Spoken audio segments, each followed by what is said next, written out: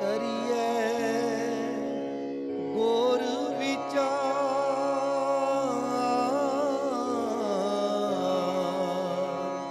ਨਾਨਕ ਬੇੜੀ ਸੱਚ ਕੀ।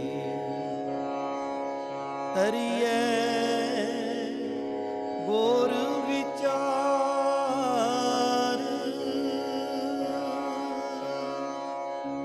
ਧੰਨ ਵਾਹਿਗੁਰੂ ਸਾਹਿਬ ਜੀਓ।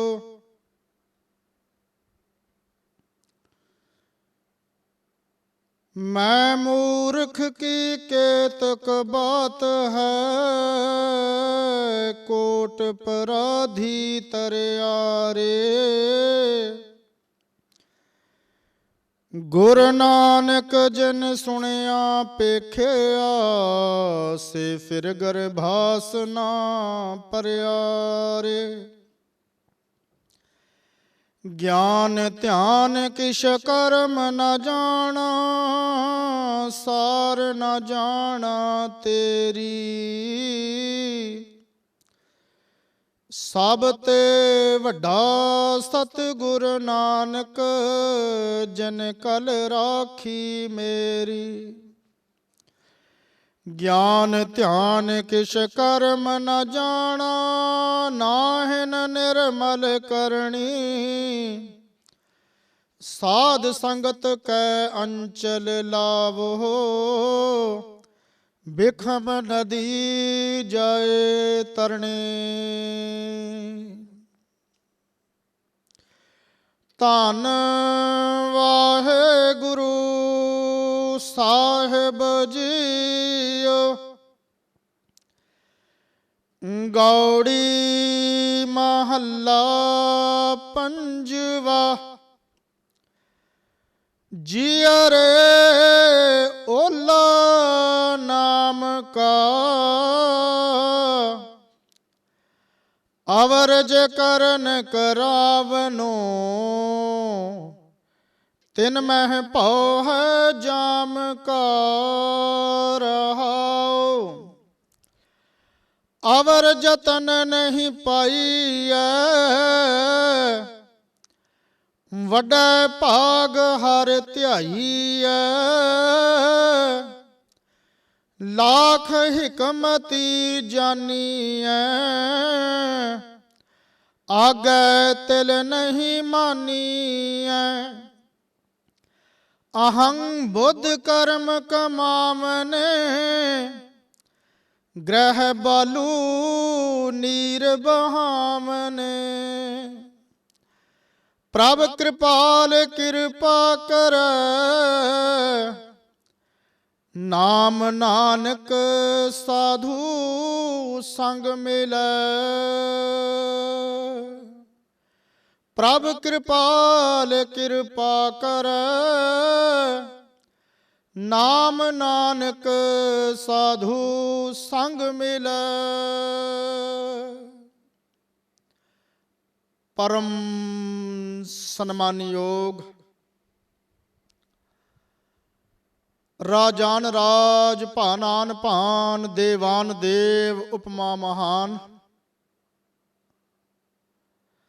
ਸਰਬ ਰੱਖਿਅਕ ਲੋਕ ਪਰਲੋਕ ਦੇ ਸਹਾਇਕ, ਸਾਹਿਬੇ ਸਹਾਬਾ ਵਡਿਆਈਆਂ ਦੇ ਮਾਲਕ, ਸਾਹਿਬ ਸਤਿਗੁਰੂ ਸ੍ਰੀ ਗੁਰੂ ਗ੍ਰੰਥ ਸਾਹਿਬ ਜੀ ਮਹਾਰਾਜ। ਸਤਿਗੁਰੂ ਜੀ ਦੀ ਪਾਵਨ ਪਵਿੱਤਰ ਹਜ਼ੂਰੀ ਵਿਖੇ ਸ਼ੋਭਾਇਮਾਨ ਗੁਰੂ ਰੂਪ ਖਾਲਸਾ ਸਾਧ ਸੰਗਤ ਜੀਓ।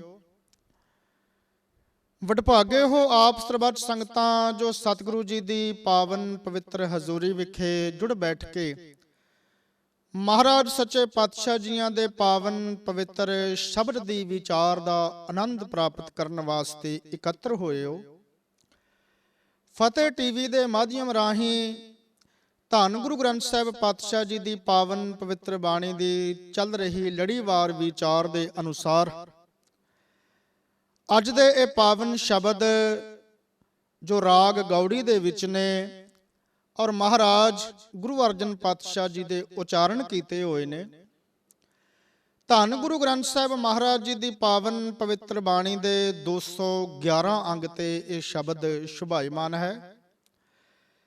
ਸਤਿਗੁਰੂ ਜੀ ਦੇ ਪਾਵਨ ਪਵਿੱਤਰ ਸ਼ਬਦ ਨੂੰ ਵਿਚਾਰੀਏ। ਗਰੀਬ ਨਵਾਜ ਸਤਿਗੁਰੂ ਜੀ ਦੀ ਪਾਵਨ ਪਵਿੱਤਰ ਬਾਣੀ ਦਾ ਬਚਨ ਹੈ ਕਿ ਬਾਣੀ ਬਿਰਲੋ ਵਿਚਾਰਸੀ ਜੇ ਕੋ ਗੁਰਮੁਖ ਹੋਏ। ਸਤਿਗੁਰਾਂ ਦੀ ਕਿਰਪਾ ਦੇ ਨਾਲ ਹੀ ਗੁਰਬਾਣੀ ਦੀ ਵਿਚਾਰ ਦੇ ਨਾਲ ਜੁੜਿਆ ਜਾਂਦਾ ਹੈ। ਗੁਰਬਾਣੀ ਦੀ ਵਿਚਾਰ ਦੇ ਨਾਲ ਆਪਣੇ ਮਨ ਨੂੰ ਜੋੜਿਆ ਜਾਂਦਾ ਹੈ ਤੇ ਸਤਿਗੁਰੂ ਸੱਚੇ ਪਾਤਸ਼ਾਹ ਜੀ ਦੀ ਕਿਰਪਾ ਦੇ ਨਾਲ ਹੀ ਗੁਰੂ ਵਿਚਾਰ ਦੇ ਨਾਲ ਇਹ ਭਵ ਸਾਗਰ ਤਰੀਦਾ ਹੈ। ਤਰੀਐ ਗੁਰ ਵਿਚਾਰ, ਗੁਰੂ ਦੀ ਵਿਚਾਰ ਦੇ ਨਾਲ ਇਹ ਭਵ ਸਾਗਰ ਤਰੀਦਾ ਹੈ। ਤੋ ਪਾਤਸ਼ਾਹ ਜੀ ਜੋ ਪਾਵਨ ਇਲਾਹੀ ਫਰਮਾਨ ਅੱਜ ਸਾਨੂੰ ਬਖਸ਼ਿਸ਼ ਕਰ ਰਹੇ ਨੇ, ਲੜੀਵਾਰ ਵਿਚਾਰ ਦੇ ਅਨੁਸਾਰ ਆਪਾਂ ਉਸ ਦੀ ਵਿਚਾਰ ਆਰੰਭ ਕਰੀਏ। ਉਸ ਤੋਂ ਪਹਿਲਾਂ ਸਾਰੇ ਹੀ ਗੁਰਮੁਖ ਪਿਆਰੇ ਪ੍ਰੇਮ ਸਤਿਕਾਰ ਸਹਿਤ ਫਤਿਹ ਪ੍ਰਵਾਨ ਕਰੋ। ਮਹਾਰਾਜ ਜੀ ਦੀ ਬਖਸ਼ਿਸ਼ ਕੀਤੀ ਹੋਈ ਫਤਿਹ ਬੁਲਾਓ ਜੀ। ਵਾਹਿਗੁਰੂ ਜੀ ਕਾ ਖਾਲਸਾ, ਵਾਹਿਗੁਰੂ ਜੀ ਕੀ ਫਤਿਹ।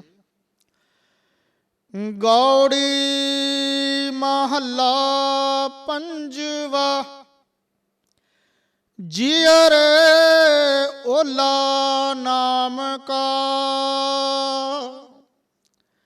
ਇਹ ਪਾਵਨ ਪਵਿੱਤਰ ਸ਼ਬਦ ਰਾਗ ਗੌੜੀ ਦੇ ਵਿੱਚ ਸ਼ਹੀਦਾਂ ਦੇ ਸਰਤਾਜ ਪੰਜਵੇਂ ਪਾਤਸ਼ਾਹ ਧੰਨ ਗੁਰੂ ਅਰਜਨ ਦੇਵ ਮਹਾਰਾਜ ਜੀ ਉਚਾਰਨ ਕਰਦੇ ਨੇ ਔਰ ਗਰੀਬ ਨਵਾਜ ਸਤਿਗੁਰੂ ਜੀ ਪਾਵਨ ਪਵਿੱਤਰ ਇਸ ਪੰਕਤੀ ਦੇ ਵਿੱਚ ਸਾਡੇ ਤੇ ਇਹ ਕਿਰਪਾ ਕਰਦੇ ਨੇ। ਮਹਾਰਾਜ ਕਹਿੰਦੇ ਕਿ ਹੇ ਮਨ, ਅਕਾਲ ਪੁਰਖ ਵਾਹਿਗੁਰੂ ਜੀ ਦੇ ਨਾਮ ਦਾ ਓਲਾ ਇਸ ਲੋਕ ਵਿੱਚ ਵੀ ਤੇ ਪਰਲੋਕ ਦੇ ਵਿੱਚ ਵੀ ਤੇਰਾ ਸਹਾਈ ਹੋਵੇਗਾ। ਓਲਾ ਕਹਿੰਦੇ ਨੇ ਪਰਦੇ ਨੂੰ, ਓਲਾ ਕਹਿੰਦੇ ਨੇ ਆਸਰੇ ਨੂੰ। ਜਿਸ ਤਰ੍ਹਾਂ ਕਿਤੇ ਬਹੁਤ ਜ਼ਿਆਦਾ ਹਵਾ ਵਗ ਰਹੀ ਹੋਵੇ, ਹਨੇਰੀ ਆ ਰਹੀ ਹੋਵੇ ਤੇ ਉਸ ਵਗਦੀ ਹੋਈ ਹਵਾ ਤੋਂ, ਉਸ ਵਗਦੀ ਹੋਈ ਹਨੇਰੀ ਤੋਂ ਬਚਣ ਵਾਸਤੇ ਮਨੁੱਖ ਕੋਈ ਨਾ ਕੋਈ ਓਲਾ ਲੱਭਦਾ ਹੈ, ਕੋਈ ਆਸਰਾ ਲੱਭਦਾ ਹੈ। ਤੇ ਜਿਸ ਵੀ ਥਾਂ ਤੇ ਉਸ ਨੂੰ ਥੋੜਾ ਜਿਹਾ ਵੀ ਓਲਾ ਲੱਗੇ, ਉਹ ਆਪਣਾ ਆਪ ਉੱਥੇ ਉਸ ਹਨੇਰੀ ਦੇ ਵਿੱਚ ਬਚਾਉਣ ਦਾ ਯਤਨ ਕਰਦਾ ਹੈ। ਓਲੇ ਤੋਂ ਭਾਵ ਹੁੰਦਾ ਹੈ ਪਰਦਾ, ਕਿ ਕਿਸੇ ਪਰਦੇ ਦੇ ਵਿੱਚ, ਕਿਸੇ ਪਰਦੇ ਦੇ ਅਧੀਨ ਆਪਣੇ ਆਪ ਨੂੰ ਕਰ ਲੈਂਦਾ ਹੈ ਤਾਂ ਜੋ ਉਸ ਹਨੇਰੀ ਤੋਂ ਬਚ ਸਕੇ। ਸੱਚੇ ਪਾਤਸ਼ਾਹ ਕਹਿੰਦੇ ਇਸ ਕਲਯੁਗ ਦੀ ਵਗਦੀ ਹੋਈ ਹਨੇਰੀ ਦੇ ਵਿੱਚ ਵੀ ਜੇ ਕੋਈ ਓਲਾ ਹੈ ਤੇ ਉਹ ਅਕਾਲ ਪੁਰਖ ਵਾਹਿਗੁਰੂ ਜੀ ਦੇ ਨਾਮ ਦਾ ਹੈ। ਓਲਾ ਸਾਧ ਸੰਗਤ ਪਰਦੇ ਨੂੰ ਵੀ ਕਹਿੰਦੇ ਨੇ। ਜਿਸ ਤਰ੍ਹਾਂ ਕੋਈ ਕੰਮ ਜੀਵ ਪਰਦੇ ਦੇ ਵਿੱਚ ਕਰਦਾ ਹੈ ਤੇ ਆਪਾਂ ਕਹਿੰਦੇ ਤੂੰ ਬੜੇ ਓਲੇ ਓਲੇ ਹੋ ਕੇ ਇਹ ਕੰਮ ਕਰਦਾ ਹੈ, ਜਾਂ ਤੂੰ ਸਾਡੇ ਤੋਂ ਬੜਾ ਓਲਾ ਰੱਖਿਆ, ਆਹ ਕੰਮ ਤੂੰ ਕੀਤਾ ਤੇ ਸਾਡੇ ਤੋਂ ਬੜਾ ਓਲਾ ਰੱਖਿਆ। ਓਲੇ ਤੋਂ ਭਾਵ ਹੁੰਦਾ ਪਰਦਾ। ਸੱਚੇ ਪਾਤਸ਼ਾਹ ਕਹਿੰਦੇ ਕਿ ਵੇਖੋ ਇਹ ਜੀਵ ਜਿਹੜਾ ਹੈ ਇਹ ਅਨੇਕਾਂ ਕਰਮ ਜਿਹੜੇ ਐਸੇ ਪਰਦੇ ਦੇ ਵਿੱਚ ਵੀ ਕਰ ਲੈਂਦਾ ਹੈ, ਓਲੇ ਦੇ ਵਿੱਚ ਵੀ ਕਰ ਲੈਂਦਾ ਹੈ ਤੇ ਚਾਹੁੰਦਾ ਵੀ ਕਿਸੇ ਨੂੰ ਮੇਰੇ ਉਹਨਾਂ ਕੀਤਿਆਂ ਹੋਇਆਂ ਕਰਮਾਂ ਦਾ ਪਤਾ ਨਾ ਲੱਗੇ। ਤੇ ਮਹਾਰਾਜ ਕਹਿੰਦੇ ਵੀ ਵੇਖ ਪਿਆਰਿਆ, ਜਿਹਦੀ ਕਿਰਪਾ ਦੇ ਨਾਲ ਤੇਰੇ ਓਲੇ ਰਹਿੰਦੇ ਨੇ, ਤੇਰਾ ਪਰਦਾ ਢੱਕਿਆ ਰਹਿੰਦਾ ਹੈ, ਉਸ ਅਕਾਲ ਪੁਰਖ ਵਾਹਿਗੁਰੂ ਜੀ ਦੇ ਗੁਣਾਂ ਨੂੰ ਜ਼ਰੂਰ ਚੇਤੇ ਕਰੀਂ। ਜਿਹੇ ਪ੍ਰਸਾਦ ਤੇਰਾ ਓਲਾ ਰਹਿਤ, ਜਿਹਦੀ ਕਿਰਪਾ ਦੇ ਨਾਲ ਤੇਰਾ ਪਰਦਾ ਢੱਕਿਆ ਰਹਿੰਦਾ ਹੈ, ਤੇਰਾ ਓਲਾ ਬਣਿਆ ਹੋਇਆ ਰਹਿੰਦਾ ਹੈ। ਤੋ ਇੱਕ ਲਫ਼ਜ਼ ਪੰਜਾਬੀ ਦਾ ਬੜਾ ਮਸ਼ਹੂਰ ਹੈ, ਜਦੋਂ ਦੋ ਧਿਰਾਂ ਦਾ ਮੇਲ ਕਰਵਾਇਆ ਜਾਂਦਾ ਹੈ, ਲੜਕੇ ਔਰ ਲੜਕੀ ਦੀ ਸ਼ਾਦੀ ਕਰਵਾਈ ਜਾਂਦੀ ਹੈ ਤੇ ਜਿਹੜਾ ਸ਼ਖਸ ਉਹ ਸ਼ਾਦੀ ਕਰਵਾਉਣ ਦੇ ਵਿੱਚ ਸਹਾਈ ਹੁੰਦਾ ਹੈ ਉਹਨੂੰ ਆਪਾਂ ਕਹਿੰਦੇ ਵਿਚੋਲਾ। ਵਿਚੋਲੇ ਦਾ ਮਤਲਬ ਕੀ ਹੋਇਆ ਵੀ ਵਿੱਚ ਓਲਾ, ਜਿਹੜਾ ਦੋਵਾਂ ਧਿਰਾਂ ਦੇ ਵਿਚਾਲੇ ਓਲਾ ਹੈ ਵੀ ਲੜਕੀ ਵਾਲੇ ਪਾਸਿਓਂ ਵੀ ਉਹ ਗੱਲ ਕਰਕੇ ਤੇ ਲੜਕੇ ਵਾਲਿਆਂ ਨੂੰ ਦੱਸਦਾ ਹੈ ਔਰ ਲੜਕੇ ਵਾਲੀ ਧਿਰ ਦੀ ਗੱਲ ਸੁਣ ਕੇ ਉਹ ਲੜਕੀ ਵਾਲਿਆਂ ਨੂੰ ਦੱਸਦਾ ਹੈ। ਵੀ ਜੋ ਵਿੱਚ ਵਿਚਾਲੇ ਹੈ, ਜਿਹੜਾ ਦੋਨਾਂ ਪਾਸਿਆਂ ਦੀ ਗੱਲ ਸੁਣ ਕੇ ਦੋਨਾਂ ਨੂੰ ਦੱਸਦਾ ਹੈ, ਉਸ ਨੂੰ ਵਿਚੋਲਾ ਆਖਿਆ ਜਾਂਦਾ ਹੈ, ਵਿੱਚ ਓਲਾ।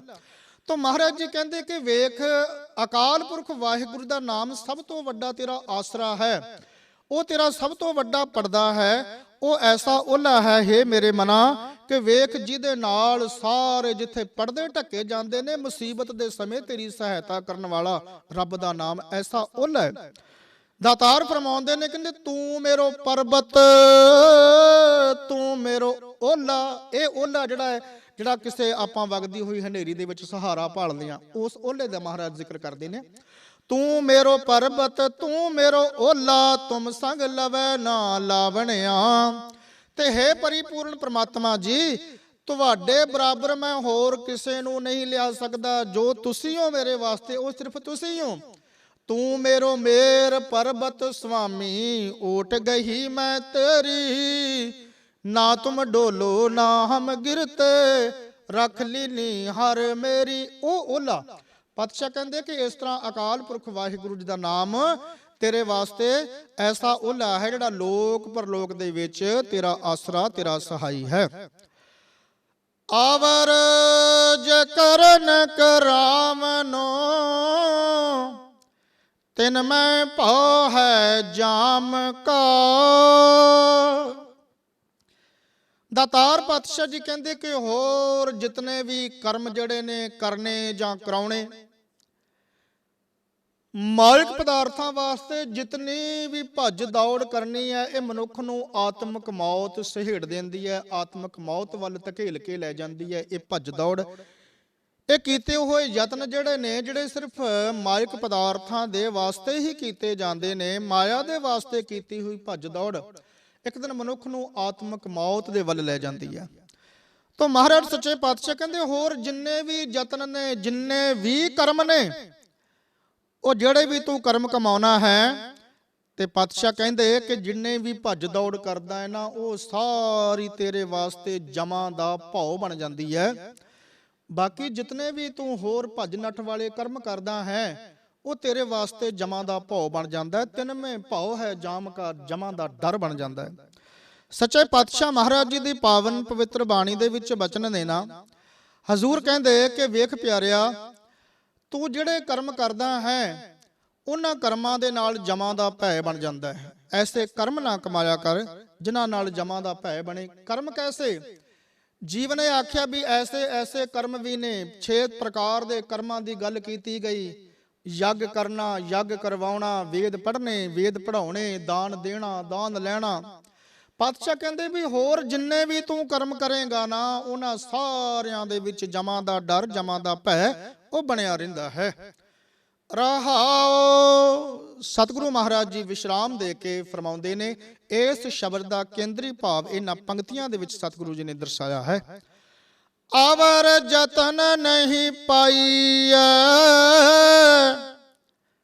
ਵੱਡਾ ਭਾਗ ਹਰ ਧਿਆਈਐ। ਅਕਾਲ ਪੁਰਖ ਵਾਹਿਗੁਰੂ ਜੀ ਦੀ ਪ੍ਰਾਪਤੀ ਕਰਨੀ ਹੋਵੇ, ਮਹਾਰਾਜ ਕਹਿੰਦੇ ਹੋਰ ਯਤਨਾਂ ਦੇ ਨਾਲ ਪ੍ਰਭੂ ਪਰਮਾਤਮਾ ਨਿਰੰਕਾਰ ਵਾਹਿਗੁਰੂ ਜੀ ਪ੍ਰਾਪਤ ਨਹੀਂ ਹੁੰਦੇ। ਹੋਰ ਕਿਤਨੇ ਵੀ ਢੰਗ ਤਰੀਕੇ ਵਰਤ ਲਏ ਜਾਣ, ਉਹਨਾਂ ਦੇ ਨਾਲ ਉਸ ਪਰਿਪੂਰਨ ਪਰਮਾਤਮਾ ਦੀ ਪ੍ਰਾਪਤੀ ਜਿਹੜੀ ਹੈ ਉਹ ਨਹੀਂ ਕੀਤੀ ਜਾ ਸਕਦੀ।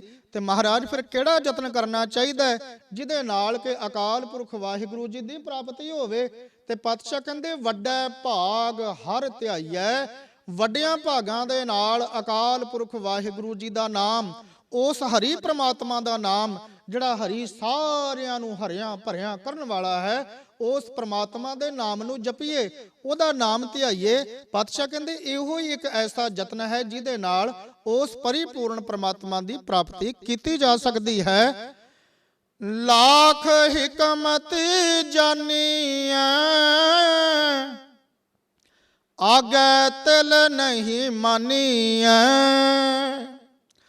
ਹਜ਼ੂਰ ਕਹਿੰਦੇ ਸੰਸਾਰ ਦੇ ਤੌਰ ਤੇ ਭਾਵੇਂ ਤੂੰ ਕਿਤਨੀਆਂ ਵੀ ਚਤੁਰਾਈਆਂ ਕਰਕੇ ਮਸ਼ਹੂਰ ਹੋ ਗਿਆ ਹੋਵੇਂ, ਤੈਨੂੰ ਸਾਰੇ ਜਾਣਦੇ ਹੋਣ ਵੀ ਇਹ ਬੜਾ ਚਤੁਰਾਈਆਂ ਵਾਲਾ ਹੈ, ਬੜਾ ਚਲਾਕ ਹੈ, ਬੜੀਆਂ ਤੂੰ ਹਿਕਮਤਾਂ ਜਾਣਦਾ ਹੋਵੇਂ, ਬੜੀਆਂ ਸਿਆਣਪਾਂ ਦੇ ਨਾਲ ਭਰਪੂਰ ਹੋਵੇਂ, ਸੱਚੇ ਪਾਤਸ਼ਾਹ ਕਹਿੰਦੇ ਭਾਵੇਂ ਲੱਖਾਂ ਹੀ ਤੂੰ ਉਹ ਹਿਕਮਤਾਂ ਤੇ ਸਿਆਣਪਾਂ ਜਾਣਦਾ ਹੋਵੇਂ ਤੇ ਉਹਨਾਂ ਦੇ ਕਰਕੇ ਮਸ਼ਹੂਰ ਵੀ ਹੋਵੇਂ, ਪਰ ਇੱਕ ਗੱਲ ਜਾਣ ਲਈ ਪਿਆਰਿਆ, ਅਕਾਲ ਪੁਰਖ ਵਾਹਿਗੁਰੂ ਜੀ ਦੀ ਦਰਗਾਹ ਦੇ ਵਿੱਚ ਇੱਕ ਤਿਲ ਮਾਤਰ ਵੀ ਉਹਨਾਂ ਤੇਰੀਆਂ ਸਿਆਣਪਾਂ ਨੂੰ, ਉਹਨਾਂ ਤੇਰੀਆਂ ਹਿਕਮਤਾਂ ਨੂੰ ਨਹੀਂ ਜਾਣਿਆ ਜਾਂਦਾ।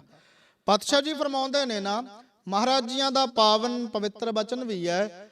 ਦਾਤਾਰ ਕਹਿੰਦੇ ਕਿ ਵੇਖ ਸਹਸ ਸਿਆਣਪਾ ਲੱਖ ਹੋਏ, ਤਾਂ ਇੱਕ ਨਾ ਚੱਲੇ ਨਾਲ।